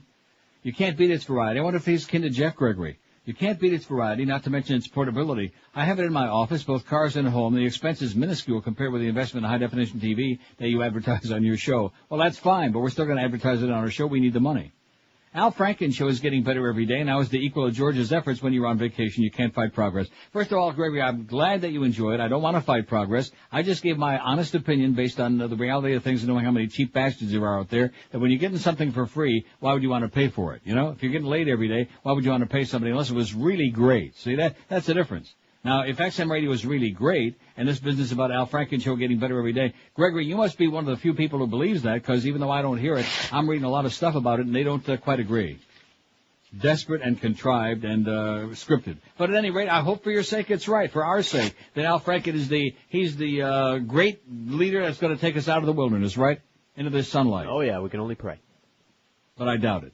And Norma Kent says maybe another 3 months. He's got some more inside scoop on Air America, and ain't looking too good. Anyway, I got an article here that is so good, this could be the most fabulous article about the Middle East ever written. Nick Kristof in today's New York Times. It's on our website, the Bush and Kerry Tilt. It's not long. You ready? I'm ready. George Bush and John Kerry disagree on almost every issue with one crucial exception. They compete to support a myopic policy that is unjust, that damages our credibility around the world, and that severely undermines our efforts in Iraq. It's our Israel-Palestine policy which has become so unbalanced that it's now little more than the embrace of a right-wing jingoist whom Mr. Bush unforgettably labeled a man of peace, Ariel Sharon. American presidents have always tried to be honest brokers in the Middle East. Truman, Johnson, and Reagan were a bit more pro-Israeli, while Eisenhower, Carter, and George H.W. Bush were a bit cooler, but all aimed for balance. President Bush tossed all that out the window as he snuggled up to Mr. Sharon. Mr. Bush gazes admiringly as Mr. Sharon responds to terrorist attacks by sending troops to bulldoze Palestinian homes and shoot protesters, and he dropped President Clinton's intensive efforts to reach a peace deal. Professor Michael Hudson of Georgetown University describes present Middle East policy as a bumbling incompetence running here or there but doing nothing consistently. Our embrace of Mr. Sharon hobbles us in Iraq even more than those photos from Abu Ghraib. Iraqis, in contrast with, say, Kuwaitis, genuinely sympathize with the Palestinians, and everywhere I've been in Iraq, ordinary people have asked me why Americans provide the weapons Mr. Sharon uses to kill Palestinians. One lofty aim of the Iraq War was supposed to be to achieve a Middle East peace, but as retired General Anthony Zinni told the Center for Defense Information this month, I couldn't believe what I was hearing about the benefits of this strategic move, that the road to Jerusalem led through Baghdad, when just the opposite is true, the road to Baghdad led through Jerusalem. You solve the Middle East peace process, you'd be surprised what kinds of other things will work out. As for Mr. Kerry, he's been generally sensible on the Middle East, but in recent months he has zigged and zagged away from his record. He used to oppose the Middle East fence, for example, to plant his own wet kisses on Mr. Sharon. It's too bad he doesn't have the leadership or to acknowledge what 50 former U.S. diplomats wrote in an open letter to President Bush last month. You have proved that the United States is not an even-handed peace partner. Your unqualified support of Sharon's extrajudicial assassinations, Israel's Berlin Wall-like barrier, its harsh military measures in occupied territories, and now your endorsement of Sharon's unilateral plan are costing our country its credibility, prestige, and friends. This endorsement is not even in the best interest of Israel. Indeed, my guess is that Mr. Sharon has done more to undermine Israel's long-term security than Yasser Arafat ever did. Mr. Sharon's actions have knocked the legs out from under Palestinian moderates and have bolstered Hamas and Islamic Jihad. Mr. Sharon means well. He wants to stop terrorism, but his policies have led Palestinians to turn to Islamic extremists rather than secular nationalists. Now even the Popular Front for the Liberation of Palestine, a Marxist group, has found God in quotes from the Koran. Particularly in a new age when terrorist attacks could use WMD to kill perhaps thousands at a time, Israel can achieve safety only through a peace agreement with the Palestinians. A model is the unofficial Geneva Accord of last October, reached between courageous Israelis and Palestinians, the very people we should be supporting. In contrast, Mr. Sharon and Mr. Arafat both display a blood-stained obduracy, suggesting that they might as well have been twins separated at birth. They should be exiled together to some modern St. Helena. Both are hurting their own people by undercutting moderates on the other side. So let's hope that Mr. Kerry zags again, giving us a meaningful choice on Middle East policy. Mr. Bush's break from the usual U.S. role of honest broker is one of his most serious foreign policy errors, and we owe it to Israel as well as to ourselves to fix it. Israelis are far more critical of Israeli policy than Americans are, noted Edward Walker Jr., former U.S. ambassador to Israel and Egypt. If your good friends won't tell you that something's wrong, they're not very good friends. That's a great column by Nick Kristof, and maybe he's got his zigzags. Oh, he sounds like an anti-Semite to me. That is great. In today's New York Times, it's on our website. You might want to peruse it or have somebody read it to you, whichever you choose. Don't forget we got that big press conference coming up. There's John Kerry. This morning was struck by the seriousness and the concern from this administration. I also know that the key word that we need to focus on is the word when. Remember that by the Kalin twins? Well, in fact, I think Volker Bryan brought that in. Hey, if your carpets are in bad shape, folks, call the experts at Dry Concepts. For over 20 years, I've called these people, and each and every time they've done a spectacular, unbelievable job in my house. Not just on your carpets, but also on your drapery, your upholstery, your area rugs, your flying carpets, all of these things. Dry Concepts is the best in the world because they dry clean your carpets, just like dry cleaning your clothing. Sucks out the deep down dirt, makes them look like brand new. They stay vibrant in color, soft to the touch. They smell lemony fresh. They're dry in a couple of hours. What's not to like? And Dry Concepts never rips you off. No games, no surprises. They give you a written guaranteed price up front before they start the work. And right now they continue to make that special offer to you. When you call Dry Concepts, tell them you want to be on their standby list, which will save you an extra 15% on your next carpet cleaning deal. So call them today, toll free, for a stupendous job, guaranteed every time. Call 1-800-248-5071. That's 1-800-248-5071, or on the web. Find more information about them at dryconcepts.com. The best in the universe at Dry Concepts. Live and local. This is Sports Radio 560 QAM. Lick it and stick it. Absolutely. Got an inside Wall Street tip. Now she's gonna pay for it. Jury says she lied. They found her guilty, facing lots of time. I must say it thrills me to see her taken out in cuffs. 20 years won't be enough. Dress her up in stripes, send her to Sing Sing, put her in for life. That would be a good thing, oh Martha. Well, they got you for insider trading, and they'll send you away, oh Martha. When we're laughing so hard that we're shaking. What's your stock worth today, oh Martha? Well, you had everything, but you spoiled it. Yeah, they'll send you away, oh Martha. You'll be sharing a stainless steel toilet with your cellmate. Ow, ow, ow, ow. Bye, bye, bye. The Neil Rogers Show on 560 WQAM, Miami, Fort Lauderdale. Attention men, would you like to feel relaxed once again?